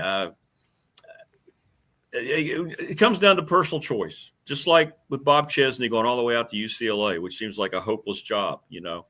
He paid his dues. He's ready to go. I mean, he made the rounds yesterday. He looked great. He was happy. The family looked great out there. He just looks like an LA guy. But I mean, like Ricky Ronnie, do you want to leave a program that you've built? You've got them in a bowl. You've got them in a good spot. I know you're only going to be limited because of where you are in terms of, G5. They're still relatively a new Division I program. Do you want to leave that and come over just to be a coordinator? We don't know people's motivations. So I don't know. We'll see.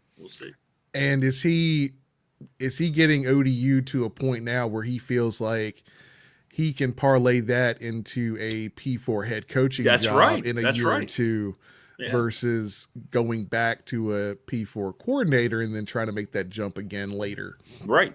So, and we kind of, looking at the quarterback, we kind of got a little bit of an idea of what they were looking for with Hune in the recruiting wrap up there. But my thing is going to be, and I was on Tales from the Terror Dome last night. I talked about it a little bit there. If I'm attacking the portal, I know we need a quarterback, but we need to lock up to at least 2 to 3 starting offensive linemen, and we need to do that at the same time in parallel with that quarterback position, because it's going to be hard to bring a top level quarterback to a program that's shown a propensity to struggle in pass protection. Yes. And that's what we did for the entirety of the 2025 season. So, who you're bringing in from a offensive line perspective is probably going to need to be part of the conversations that you're having with the quarterback, whether that's a Colton Joseph or a Sam Levitt, if you try to make a swing for him, whoever it may be, that's going to need to be part of the conversation. Yeah, I agree 100%. And, all these things will be unveiled. And like I said, there's a lot. What we always have to remember is lack of information does not indicate lack of activity, right? Yes. I mean, a lot of times it's natural for us as fans to go, they're not doing anything. Well, that's not happening. They are. We know that. It's just, the information has been very slow. Actually, not slow. It's been non-existent to come out. But trust me, folks, there's activity going on, right, for this staff and for everything else. So, and some things are going to come, in part, and you don't have the full picture yet of what that's going to look like. And, in isolation, it may be like, I don't like that. But when you kind of see the full picture, it's like, okay, well, that makes a little more sense. Right. Well, and I agree with you about the linemen. Everybody's going to say, what about all these linemen they brought in? None of them are going to be ready to come in and start. They have to develop. That's the thing about freshmen. People get excited, but they got to come in and develop the right way, have the right mindset. There's a lot more questions around the current freshmen you're bringing in, more so than ever, with the easy out they have if they don't like a spot than it is for guys who are in the portal already and are choosing a destination. Yes, a lot of it because of money, but because, okay, I've been here, let's go here and make a conscious decision to move up a level or to move, sideways or whatever it is. It's very, from that standpoint, roster build is so more intriguing now than it ever has been. I agree. And when you talk about, freshmen being able to come in and play, offensive line is probably the position where it's the hardest to come in and play right away. You're not getting, John McLaughlin's and Christian Darisal's walking off the street every day. This is a very rare situation where you can get guys like that come right in and can play as a true freshman. What's great too is that, well, not great, but what's interesting to me is if you notice that the market, from what we've heard so far, we don't know because nobody has to talk about costs, but quarterbacks, left tackles, cornerbacks are going for the same amount of money in terms of college terms, like in the NFL. Those are the 3 big spots, right? They get the most free agency dollars. We're hearing from people that those are the 3 spots here out of the portal that are getting the most money. So it's kind of following it. Yeah. And then I think like edge is probably right behind those. So yeah. Like some sort of top flight pass rusher. Yeah. So we'll see. Everybody asked me about a time frame. I don't know. We don't know, right? Because there's no information at all. But I want to get your thoughts too on Matt Campbell landing at Penn State. Very emotional press conference for him yesterday. A lot of Tech fans were throwing a lot of shade at Penn State, but I think they made a terrific hire. This is a guy that you and I talked about it right after Pry was fired. Matt Campbell's name came up a whole lot, right? You talked about Matt Campbell. I mean, there were a lot of Tech fans here that immediately, because he wanted to get involved the first time around with the job when they hired Brent Pry. Pretty good spot for him. Pretty good landing for Penn State, considering everything. Yeah, I know when we were talking about it, Curtis had him on his list as far as his kind of top level candidate at the time. I like the hire. I think it was the hire they should have made to begin with, instead of kind of going, around the world to get back to what they should have did right out the gate. Probably caused them a lot more headaches from a social media and PR perspective than they needed. But ultimately they got a good hire. I mean, I think when you look at the hire, the only if I'm a Penn State fan, the only concern is that there isn't quite the Mid-Atlantic recruiting footprint for Campbell that you had with James Franklin, but you do get a lot more of that Midwest recruiting footprint, which is still within your window there. So I think they'll be okay recruiting wise. It might kind of shift a little bit to the West compared to what you saw with James Franklin. They'll do well in Pennsylvania. They'll do well in Ohio. They'll do well in those areas. I don't know if you'll see the Jersey, Maryland, Virginia reaches quite as much with Matt Campbell at the helm as you saw with James Franklin, and hopefully that bodes well for us on the recruiting stage as well, because James still has his wheelhouse. It looks like Matt Campbell will have his wheelhouse. There'll be some overlap in Pennsylvania, but not a ton anywhere else. And we'll see how we can still reach into Pennsylvania and steal some of those kids down there to come to Blacksburg. Yeah, I agree. I think for Penn State, I mean, if you look at the numbers, and he talked about it a little bit, they were the legitimate worst, what we now call P4 program in the country when he got there. Iowa State was at the bottom of everything, and he turned them into 4-10 win. He's 3-time coach of the year in that league. He did at a place like Iowa State, and now he gets to cook with the unlimited resources at Penn State. He's got to just be like a kid in a candy store right now. Jeez Louise.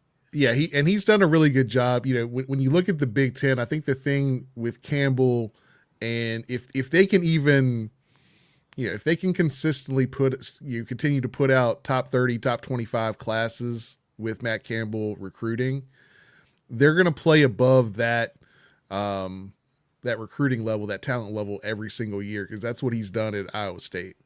They played above their talent level consistently, for about a decade now. So that's what you're getting with Matt Campbell, is that a coach that's going to punch above his weight class from a talent standpoint year in, year out. 100%. Now that might always equal 10 wins or 11 wins or whatever Penn State wants, but it's going to be relative to the talent. They'll be able to punch above their weight class, and they might be able to steal one or two from Ohio State with him. And that's one of the challenges for James Franklin. Can he continue to get that kind of talent level that he was getting at a place like Penn State in Blacksburg, right? I mean, that's also a question. It's Penn State. They're blue blood. Yeah. That's a natural benefit that you have for being at a school like that. Can he recreate that now at Virginia Tech? So they both have their different types of challenges, Returns are good early. We'll see what happens in the transfer portal, but at least that's the returns on the high school talent right out the gate. Get the top 25 class going from 124 to 24 or 23, depending on the publication. That was a good swing right out the gate. We'll see if he can sustain that, obviously with the portal, and then obviously once we've got some actual games to look at and fall back on, versus just right now. As he said during the press conference, I told the kids, trust me, I'm going to get it going, and for a lot of them that was enough. So. We'll see how things shake out once we get a little bit further along with this thing.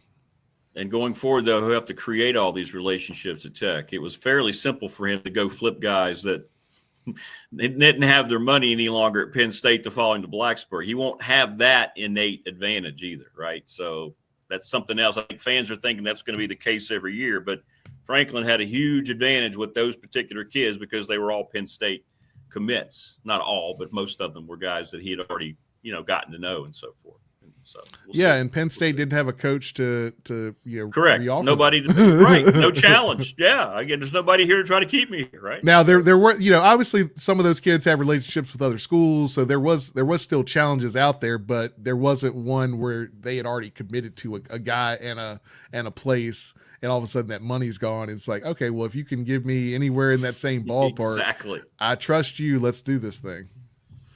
Real quick, what were your thoughts? ACC title game. Miami gets in. You still have ACC representation. Notre Dame pouting and stomping their feet. I know it's a lot to ask, but whole system's a complete mess. But what'd you think about the weekend? Man, there's so much to unpack there. So obviously, I was happy with the outcome of the championship game. I thought chaos is fun. If I'm not a part of it, give me all the chaos in the world. The fact that it was at the expense of UVA was just a bonus there.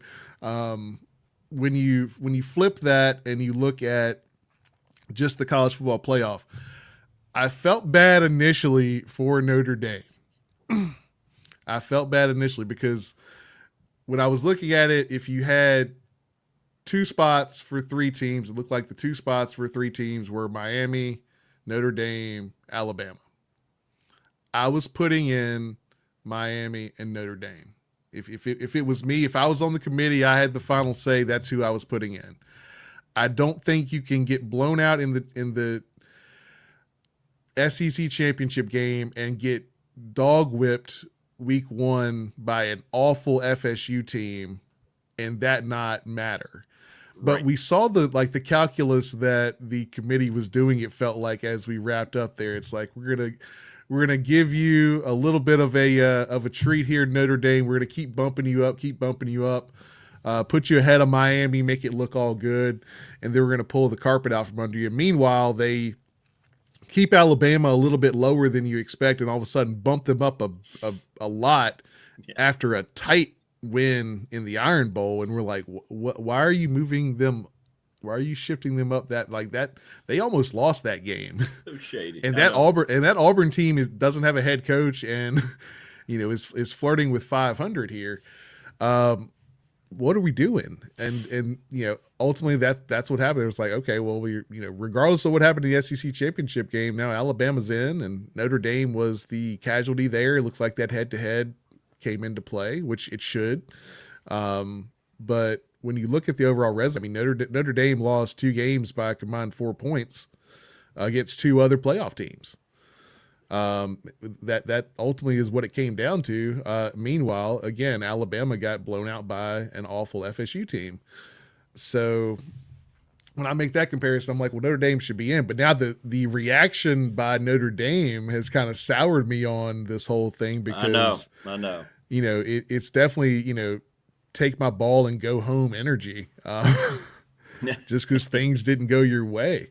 The bowl opt-out is one thing, but this, AD pity party, the ACC screwed us debacle. I'm like, all right, so a full member, you want them to have the back of you over a full member just because you're Notre Dame? I don't think so. No, that's at the end of the day, this is the sport that you're not a member in, so they shouldn't have any, aligned loyalty to boosting you because they see no real benefit from it. 100%. What you guys got coming on? Boundary Corner. That's tonight, right? Lots to discuss. My goodness gracious. Tonight we've got Batay Sis joining us from 24/7 Sports. VT Scoop. We're going to talk a little bit about the recruiting. We're going to talk some about these the staff hires, or at least the staff rumblings. Nothing obviously official yet, but we're going to start talking about the staff. The re-return of Jimothy Pry. And yeah, it's going to be a good time, I think. All right. Well, have fun, man, as always. And I appreciate everything. And we're still thinking about you, man. And hope everything's going a little better day by day for you and the fan. So I appreciate it. Thank you very much, Rick. All right, brother. Take care. Have fun tonight, man. Check them out, everybody, on the Boundary Corner. They have a great time. It's terrific. They get the panel going. They have great discussion, and they do an outstanding job. An outstanding job. Brian's a great guy. Boundary Corner, great entertainment. If you're a Tech fan, you need to make sure you check that out at all times. Mike Burnop will join us here momentarily. Yeah, Prometheus, I couldn't agree more.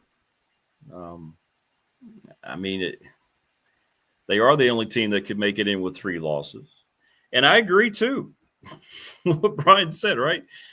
If they'd have chosen Miami and Notre Dame, I think everybody would have just went, okay, look at that. They stood up to an SEC team. This thing isn't as rigged as it seems.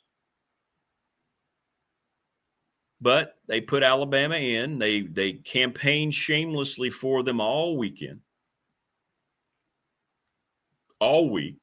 Like he said, like Brian said, they moved them up after their near miss against Auburn to protect them, right? And then they were protected. And there you go. Yeah, that's it. Yeah, you're right. Good text, Paul. That's it. Just on the professional door text line.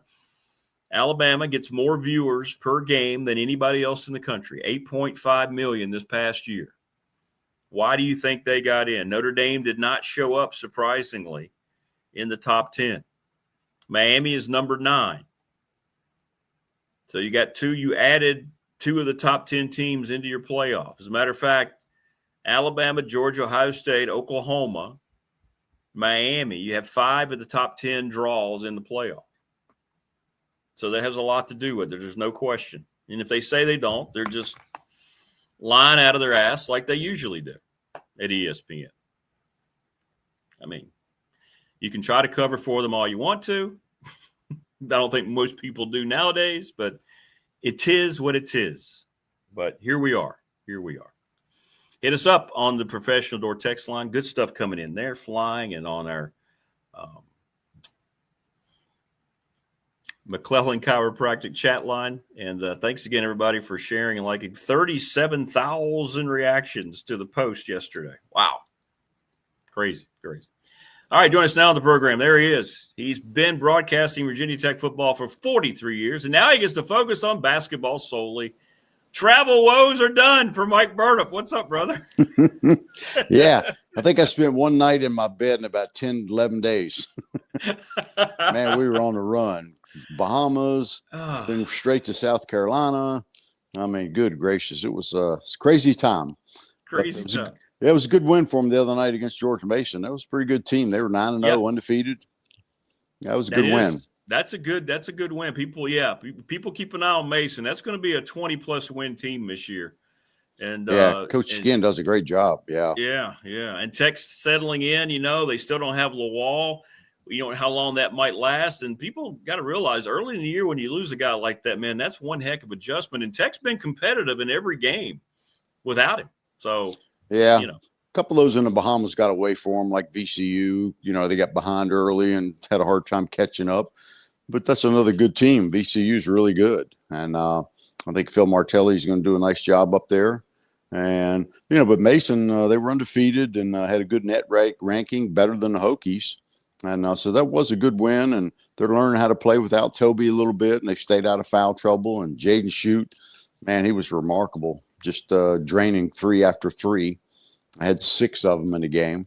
And it made a big difference. Hansberry was solid as always, and, they got good contributions from a lot of different players. And that's the thing about this team. Any one day, it seems like somebody else could lead them in scoring. So, I thought Neo did a nice job passing the ball again. And it's been fun to watch. They play, Western Carolina on Thursday night, and then I think they got Maryland Eastern Shore Sunday. It's crazy to think, Rick, but before the New Year's, this season's going to be almost half over. That's right. Because then you got 18 games left after New Year's, or 17, I guess, after New Year's, because you're playing UVA New Year's Eve. So 17 league games after that. It's kind of crazy. No, you're right. It comes at you pretty fast. Once you get beyond Christmas into January and the conference schedule flips, it just flies by. And that's an NCAA team to me.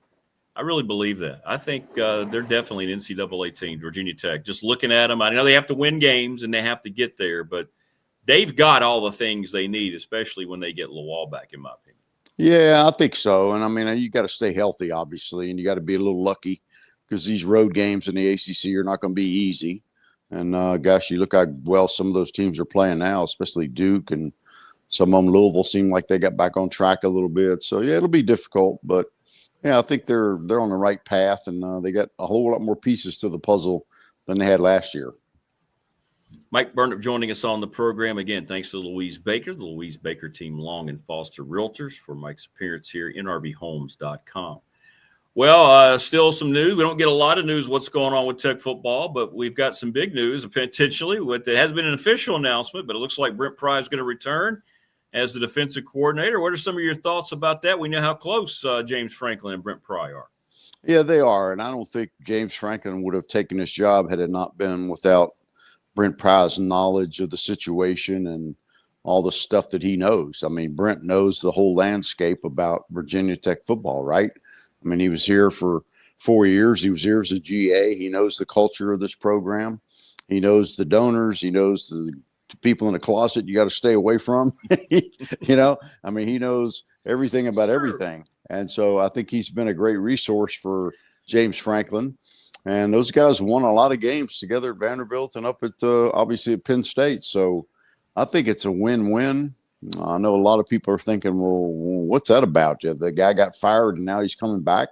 But I think it just shows maybe something about Brent Pry, too, the love he has for this place, for Virginia Tech, because, you know, if you got fired, Rick, would you come back in another capacity? I mean, that's a different capacity. Right.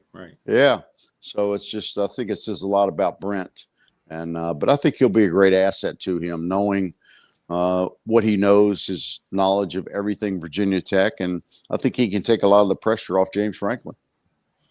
You think this will be, I know it's probably too early to know, but he's kind of been co-coordinator title before for James Franklin. You think that'll be by the wayside now and he'll be just the defensive coordinator? You know, I don't know. I think all those decisions are still in the process. I don't know, you know, if Brent will have any say-so in terms of hiring his, you know, who he wants underneath him. I don't know. I mean, it's really quiet over there. They've kind of locked down Merriman Center. You know, it used to be that you could, if you go into a basketball game, you could go through there, but now they can't. Really? So that's a change that they made. They want to make it a football-only building. Wow. And try to keep some of the people out of the hallways and whatnot. And, you know, they need the space. I mean, they're going to be doing some changes over there for sure because, I mean, you think about that Merriman Center was built. Bill Dooley was here. How long ago was that? Yeah, that's true. I mean, that conference room doesn't hold all the staff. Didn't hold all the Brent Pry staff. So it sure is not going to hold James Franklin. So they're going to have to do some stuff over there to make some changes and whatnot. But I think it's all good. And you look at that recruiting class that he signed, Rick, the 4 stars that he got and the kids that he flipped, pretty remarkable first go around for after only being here a couple weeks. And I keep trying to remind people, Mike, I know everybody's frustrated about the lack of news, but lack of information doesn't mean a lack of activity in any way, shape, or form, right? There's a huge difference, right? Yeah. You can rest assured they're busting their fannies over there, getting stuff done behind the scenes and trying to get a staff together and meeting with every player and all that sort of stuff. Yeah, there's no rest over there for sure. Mike Burnop joining us on the program. Of course, Louise Baker, responsible for Mike being here, the Louise Baker team, Long and Foster. We love Louise. She's been a snow bunny out there trying to get houses sold here over the last couple of days. I know that. I got to get her on my sled one day. Oh, yeah. We got to get more sled cam. That was great. How much did you get where you are? I'm curious because yesterday, where I am in Ryder, Mike, we got less than 2 inches here. We didn't get much. We had a lot of sleet. What did you get over there? It was kind of the same thing here, Rick. You know, when I went up to work to the office, it was worse than it was like 2-3 hours later. And I thought, okay, this thing's supposed to change. It's supposed to get colder and it's supposed to snow a little bit more. And this afternoon, I thought, you know, hey, I might be able to go do a sleigh riding. Well, the roads were just clearer back then than they were in the morning. Yeah. And so, yeah, it just it's probably frozen over now, obviously a little bit, but yeah, a little disappointed in the amount of snow we got. Yeah, we did not. The first one was like they said it was going to be. It was easy to kind of move, easier to shovel. And then this one came and I was prepared. It was supposed to snow all day and I'm looking out. It never picked up here. Yeah, it was just a little fine, real fine snow. Yeah, but it was pretty. And anytime it sticks to the trees, it's kind of cool. Yeah, some great pictures. Yeah. So now that we look at this, Mike, going forward, I got to get your thoughts on the ACC title game. Of course, it worked out. They still have a representative. Thought Notre Dame's actions yesterday, the comments from Bavacqua were embarrassing. They should be. What are your thoughts about all that? First, let's go back to the game. Virginia had beaten Duke pretty handily in Durham in the regular season, but Duke came out. Give Manny Diaz a lot of credit, man. He adjusted. He attacked that team differently. And to me, it didn't seem like Virginia was ready to play. And Duke just took that game from them in overtime. Yeah, I thought they were going to blow it at the end there. They had the lead, and then Virginia crawls back into that thing and ties it up at the end. And I'm thinking, oh, no, here we go. Virginia's going to get lucky again. 4 overtime games and 1 safety with 2 minutes left. That's how they get 5 of their wins. I mean, I'm thinking that's going to happen again. But at some point, the luck's got to run out, right? So you go to overtime, and then Duke scores first. I thought Mensah played a great game. He made some plays with his feet, and he made some with his arm. So they get the big touchdown, and then you go to the switch the ends or switch the field there, and or not the field, but the teams. And then he throws that interception on the first play on a trick play, right? And I was happy. I wanted to see Duke win. I wanted to see chaos, and we kind of got it, right? I mean, I think to me, it just says that the ACC is just so far behind in some stuff. That tiebreaker system, having a team in there with 5 wins. I thought about you all weekend. Everybody kept talking about it. I said, Burnop mentioned that 4 weeks ago. Yeah. You cannot have that. I mean, they got to change the rules for the tiebreaker. It just needs to go to the next highest ranked team. I mean, the schedules are uneven. UVA did not play the 2nd, 3rd, 4th, 5th place team in the league. No, Georgia Tech, Clemson, Louisville. I mean, they didn't play any of those guys, right? And Duke's got 5 losses. Take it for the next ranked team, which would have been Miami. Let Miami play Virginia. So you can rest assured those tiebreaker rules are going to be changed in the ACC moving forward. That's for sure. And I loved it when Jim Phillips was up there on the stage post-game. I kept thinking, now, man, I know he had 2 ties because he had the Duke tie on. Yeah. What was he going to do? Like a UVA? Do you have that in his pocket? Have an orange one too, yeah. Clip on. Yep. I'll never forget this, Rick. When we were playing in the Independence Bowl, one of the first bowls Virginia Tech ever went to, George Allen was the governor of Virginia. Remember that? Yeah. So he comes into the locker room after the game. He's got his Hokie tie on. Yep. And then we see him going out the door, and he's taking the tie off to put his UVA tie on. I do remember that. My gosh. I thought that's a politician, man. You better believe it. Can't wear the other team's colors. You just beat them. Yeah. And he was apparently going to see the rest of the UVA game, which I think might have been the same day or something. Yeah. But that was hilarious. But So I thought about Jim Phillips there. Yeah. Had the blue and white on. Yeah.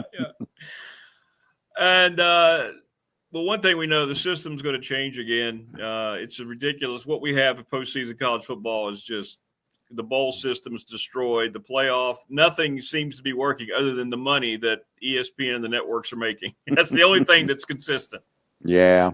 And, the thing about it is, too, I wish I got nothing against JMU and Tulane, right? But if you put them up against those other teams, I think in 10 games, you're probably going to win 9.5 of them, right? Right. And I just think that what they should do if they're going to have a playoff or continue this thing is just let the Power Fours have their own playoff with 12 teams. Look how many teams got left out that are really good and could probably challenge for the national championships. The Vanderbilts, maybe the BYUs or whoever. And you're sitting there, you're putting in those other teams that let them have their own playoff. Why don't you have a playoff for those conferences, have their 12 teams in a conference, and just let the old Power Four just do their own 12 or 16 because daggone good and well you got enough to make that. Instead of having those 2 teams going there, and JMU's going to go to Oregon. I mean, good gracious. It's hard to tell what might happen there. And I got nothing against JMU and the job they've done. No. But I just think that there's so many other teams that, Notre Dame's really, really good. And I'm not disappointed that they didn't get in because they're not in a conference. And I love hearing them whine and all that stuff. But, when you put them up in the head-to-head, if Miami doesn't get in, then what does that make the ACC look like? You got no team in there? Right. My goodness, that would have been a disaster. It would have been. It would have been a blow they wouldn't have recovered from. And it's apples and oranges too when people talk about the NCAA basketball tournament. Yeah, we know Cinderella is great in basketball in the NCAA tournament, but here that's not the same. You get 12 chances every week. Football is not the same. It's not weighed the same as the tournament. So that's an apples and oranges comparison. I saw people bringing that out, and I'm all with you. I mean, I work at a mid-major school. In basketball, we really need that opportunity. But in football, you're right. If you're going to have men, then you have to expand the thing so these other schools aren't left out. Let the G5s get their glory and go play that game. But you can't exclude teams that have to be in there. I agree. I know. I just hope they change it to do something like that. And, what's so bad about that? You got your Power Four up there and you got your own playoff, and then the other group has their own playoff. Yeah, sure. It's like, makes sense. If you want to play the two at the end of the season, go ahead, have the mini Super Bowl, right? That's right. Yeah. Let them just have whatever it might be. Yeah. ESPN would love that. Get more money, right? Oh, yeah. They could build that up. The champion out of each division going to play once. Yeah, exactly. Yeah. Exactly. But, I mean, basketball is so different. But, I mean, football, you think about it, every schedule with so many teams in the conference now, they're all uneven. And it's just not it's just not an ideal situation, just like we talked about UVA not playing the second, third, fourth, and fifth place team. I mean, come on. It's just so uneven that it's out of whack, and they need to fix it. And I don't know what these people do all day behind the scenes, but that committee had a tough job. Yeah. And I'm with you. Notre Dame is upset because they're usually being told yes. Next year, Ross Dellinger tweeted, I didn't know it existed, Mike, that they get in. If they're in the top 12, they automatically get in. Doesn't matter what their schedule look like. If they finish ranked in the top 12, they're in the playoff. I didn't know that existed until a couple days ago. Yeah. And it's like they got their own set of rules, right? They don't have to be in a conference, and they set their own TV contract. They get all the money. Right. I mean, so leave them out. So that kind of set a tone, I thought. I thought it was kind of cool that finally, for once, they stood up to Notre Dame. I agree 100%, and I think that's what they're upset about. That's why Bavak was going on Dan Patrick. They've called irreparable harm. Okay, but you play a few games in the ACC. They've begged you to become a full member since you joined in all other sports. They've begged you, and you've always kind of scoffed at it, right? Yeah, and who took care of them during the COVID time, right? Let them have football games, and they were in all the other conferences. I mean, they were destined to have a nothing season, right? And the ACC kind of bailed them out back then. So 100%. Yeah. So, I got no love lost for them, just because the way they act. And I love some of the tweets that came out yesterday that, play like a champion today. And they have all those things up there. Every one of them. Just quit. Just quit. Just pick up your ball and go home if you don't get what you want. Yeah. Don't go to a bowl game. Just quit. Just quit. Just quit. Well, and the ACC still does them a favor, Mike, because they can't leave because they're supplanting. Look at all the what they're providing in terms of the Olympic sports schedules and giving those kids a chance to play for a conference championship. What are they going to do? Leave the ACC and take all that away, and then you have all these empty schedules? No, they can't do that. They can't afford to do that. No, they couldn't. It would take them a long, long time to get that figured out and fixed. Yeah, no doubt about it. So, yep. I thought it was kind of fun. I wanted chaos. We got chaos. I loved it. I'm like you. Isn't that funny? I'm the same way. I wanted everything just to implode, and that's exactly what's happening before our eyes. Yeah. Yeah. And that Ohio State-Indiana game was pretty good too, wasn't it? Man, oh, man. Those two teams are good. They are good. It's hard to quantify what Kurt Signetti is doing. I don't think we've ever seen – Mike, you've done this so long. Have you seen anything like this? That's a program that had nothing. And here he is. It's incredible what he's done. It may be the most incredible coaching job of the last 25, 30 years. And it's unbelievable. He's got a great quarterback, right, Mendoza. But was that stat true that they'd beaten Ohio State? Had beaten them like 88 straight times or something? Yeah, it was something some crazy ridiculous. Number like that. Something absolutely ridiculous, yeah. And then the one that really counted, not that it really counted that much, they flipped seeds, right? 1-2 to 2-1. So it wasn't that big a deal. They'll still probably maybe have to play when it's all said and done. Who knows? But, that was a heck of a game. It was a good game. The only thing it did was basically Mendoza's probably going to win the Heisman now. But then again, the Heisman's just a quarterback running back award anyway. It's all it is. Well, that's the thing. And everybody keeps talking about the Vanderbilt people, about Pavia. Well, yeah, he's a great quarterback. But they lost a couple games. I mean, you look at what Mendoza's done. I see it's hard to vote against that guy. Yeah, he won it with that drive at Penn State, in my opinion. Yeah, that was that for throw the at the end, man. Yeah. Oh man, I was pulling for Penn State there. Yeah, right. And then all of a sudden they pulled that game out of the fire. So yeah. Well, it is crazy, and we'll see how it goes.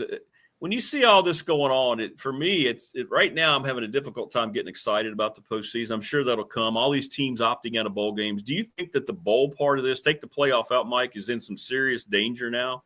Or can you figure out a way to incorporate the bowls even more in what's going on with the what's going to be an expanded postseason? Yeah, I don't know how they're going to do that because, so many of these teams opted out because of the coaching change and the players opting out. I mean, I don't know what's going to happen. This is obviously more than it's ever been. And you wondered if they were going to have enough teams to even qualify with enough winning records because of so many opt-outs. But it's a system that's kind of messed up, and I don't know what the right answer is. Maybe to play the bowl games at the start of the year. Yeah. And then just have the playoff at the end and forget them. But ESPN would never let that happen, right? I know. Because they got to have the inventory. And so I don't know. I don't know what the answer is, but it's sad. I mean, it's sad to see like teams like when Virginia Tech went and played Maryland in the Pinstripe Bowl and had their like 4-string quarterback in there. I know. I mean, that's just no fun. It's no fun for the players, the fans, the TV audience. I mean, what good does that do you? I mean, you get 3 extra weeks of practice and you got a new coach. I mean, come on. I mean, what? Yeah, I don't. It's a messed up system. It is a messed up system. And that's a great point. I mean, you're right. All arguments are off now because ESPN, they're not going to allow it to happen. You're right. They have to have that postseason build up to the playoff that they help create. That's why you'll never see it. They won't be able to move the balls. That's a great point. It's a great point. Yeah. Louise Baker, Mike. Louise, my girl, Louise, she's the best. Yeah. And I know that she's loving it. The start of the year is going to come around. Interest rates may still drop a little bit more, but she's got the inventory. She's got the knowledge. She knows the New River Valley better than probably anybody. She does. So we're happy for her and want to wish her happy holidays for sure. Yeah, absolutely. Absolutely. What was your comment? You were saying you're looking forward to what were you looking forward to? I was looking forward to the portal opening because I'm anxious to see what happens with some of those players at Penn State. Yeah, they got their new coach and all that, but how many of those guys want to stay? How many is Matt Campbell going to bring from his place? How many of them want to stay at Penn State? How many of them want to go with James Franklin? And I know he's working hard on that roster to see, okay, this is where we need to have needs. Looks like he took care of the lines pretty good, but there's a lot more out there. And so I'm anxious to see when that portal opens up the 1st of January, what's going to happen and how that's going to impact this team at Virginia Tech going forward. And how many guys he has to have that, as Brent Pryor used to say, and he said it right, that difficult conversation where you're going to have to meet with guys and say, you probably need to go ahead and hit the portal. Right. Yeah. I mean, so Tech's going to have some guys go in because that's what the staff is doing now. They're evaluating daily. You don't think they're looking at every player on this roster? Of course they are. So, it's going to be wild. You're right. Yeah. Yep, absolutely. And then, you got to get the guys that fit the piece to the puzzle, right? Get them in here and just let them go. And that spring practice is going to be exciting and interesting. And when our workouts are, it's going to be fun to watch this thing develop. Well, I'm glad for you, my friend, that you get to kind of just do basketball now and watch and have everything else develop. So good for you. Good for you. Got some home games coming up. What is it? Is it just one more road game in December for y'all? No more road games in December. No more road games. No. Look at you. Yeah, we're in good shape. We got this thing. I think we play Thursday, Sunday, and then the next Saturday, and then UVA at the 31st. And then so, a little break in the action. Yeah. Wow. How about you guys? Wow. You got to travel anymore? Just once. We go up to William and Mary and week and a half, but everything else is at home. No, and everything else is at home. So, and then we do the same thing. First conference game on the road, New Year's Eve. And that's, same thing. Yeah. I think we go to Wake Forest right after New Year's. And then we start that road trip. We got to go to SMU. That'll be our far away road trip this year. Yeah. Okay. Well, listen, my friend. Fun. Yeah. Dallas is, it's a good play. You've been there many times, I know. So you'll have fun down there. Trying to get Coach Fuente to come. He's down there. He was on that committee. I'd love to pick his brain a little bit. Oh, it'd be good. But they live right outside Dallas, and I got my Christmas card from them the other day, and texting them back and forth, and they're going to try to come to the game. I think it's January 14th or 15th, something like that. So it'd be great to catch up with him a little bit.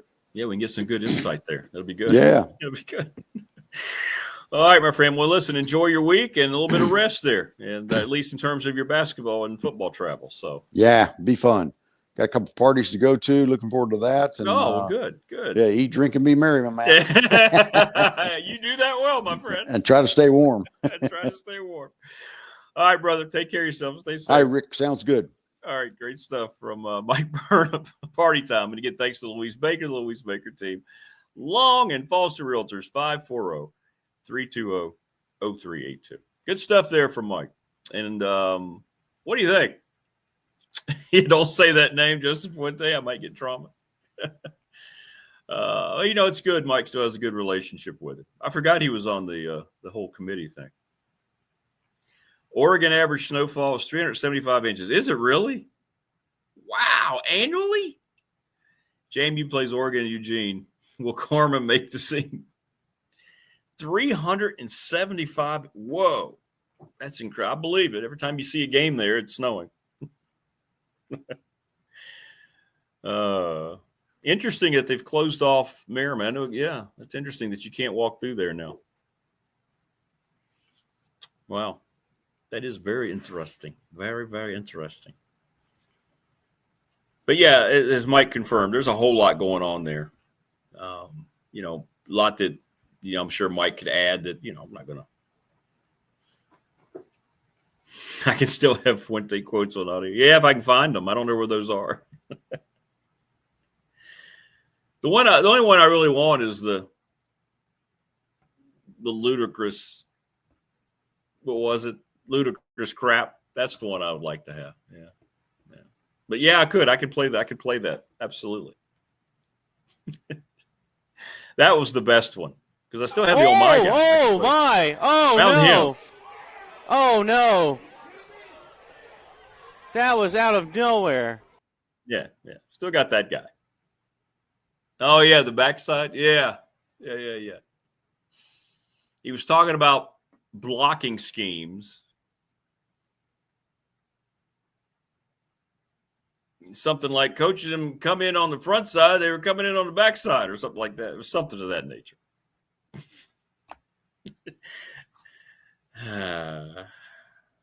Good stuff. Good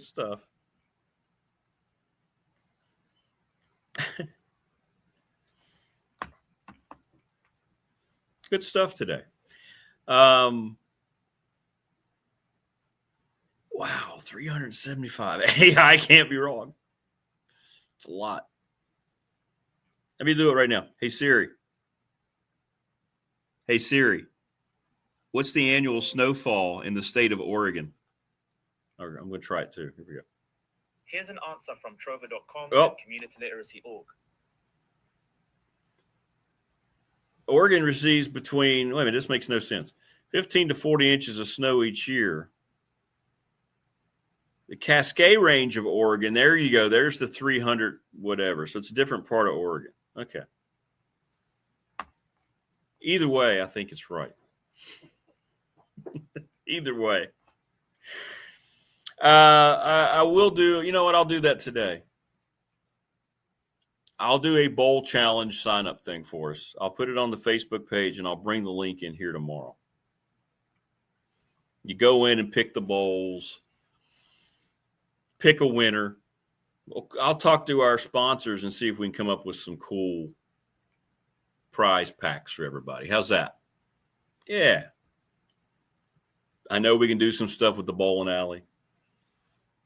It's where you really need a restaurant. I wish I need to find a restaurant sponsorship. We could do a lot with that. So I'll do that today. I've had a lot of people ask. So I will do that today. Let me know if you want a t-shirt. They're here. I still have them. Yeah, we'll throw in a Big Dog t-shirt. Sure. Yeah, that'll be thrown in as well. Yeah. We'll come up with a prize pack, and I'm sure I'll get assistance from our sponsors, whatever that might be. Absolutely. Brandon at Top Shelf. We'll do something. But I'll do that today. It'll be under the I'll just tell you now to give you a little bit of a head start. ESPN Fantasy Games. It'll be under Bowl Mania. I think that's what it's called. But I will do that this morning when I get to Radford. I'll have it up on our Facebook page. I'll pin it to the top so it's easy to get to. There won't be a password. And you can just join, and we'll pick all the bowl games. And then, even though the postseasons, we don't care about it much, at least it's football. At least it's games to watch, right? Let's put all the politics aside. Maybe we can just enjoy the games. And if you're picking games, it gives you more interest. And we're not betting or anything like that, We're just picking the games, and whoever has the best record. And if it comes down to a tie, though, I think they do a tiebreaker on the national championship game. So however you look it out on the playoff. But we'll see what it looks like this year. And that's the way we'll do it. Anyway, I don't know. I'll create it today. I have not looked at it yet. But I've gotten probably 24 requests for it. So that's a lot. That's a lot of peeps. So we'll do it. We'll do it. We need a Creed count. I agree with you. What I'd like to do sometime is to have a Creed put a little camera on their head and have a 5-way tiebreaker. Oh, well played, Matthew. No, Jim Phillips and the ACC will not decide our tiebreaker here on BDST Bowl Mania. Best audience on YouTube. That was well done. But yeah, I would love to have a Creed cam, and we could go live to it during the show when he's out there. Oh, yeah. I've always wanted to do that.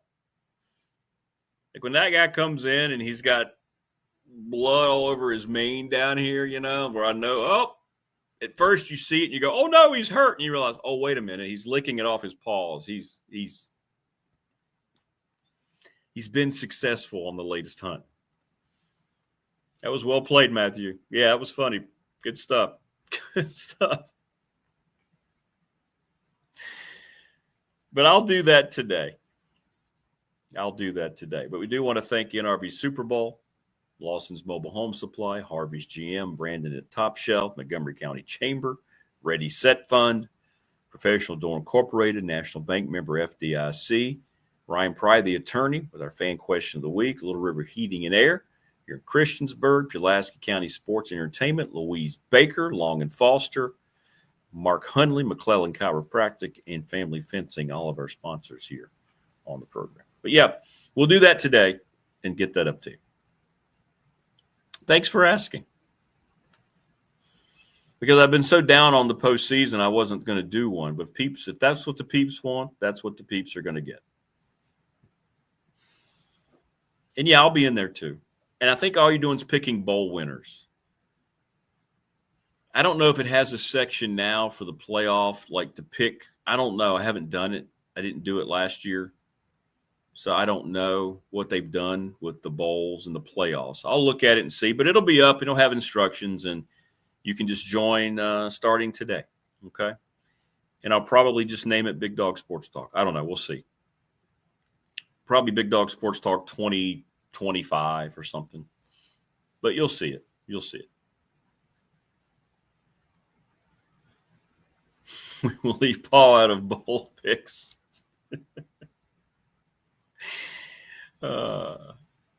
I still like the 5-way tiebreaker comment. All right. Everybody be safe. I can tell right now, like right today, it's more treacherous out in my parking space than it was yesterday because you got frozen stuff now. Got to clean off the Jeep. Got to get down the road to work because we're opening on time today. Everybody be safe. Stay warm. Enjoy the rest of your Tuesday. We'll see you tomorrow on the Hump Day Wednesday edition. Thanks to Marva. Thanks to Brian Seigla today. And thanks to Mike Burnop. Thanks for the great time in chat. Man, it's always so much fun. Even you bots that I have to eliminate, thank you for taking the time to bot up the show. Because that means we're relevant. And thanks to everybody on the Professional Door text line. Great stuff as always. To stay safe, everyone. And I'll get you all the Bowl Mania information today on the Facebook page, and we'll have it tomorrow.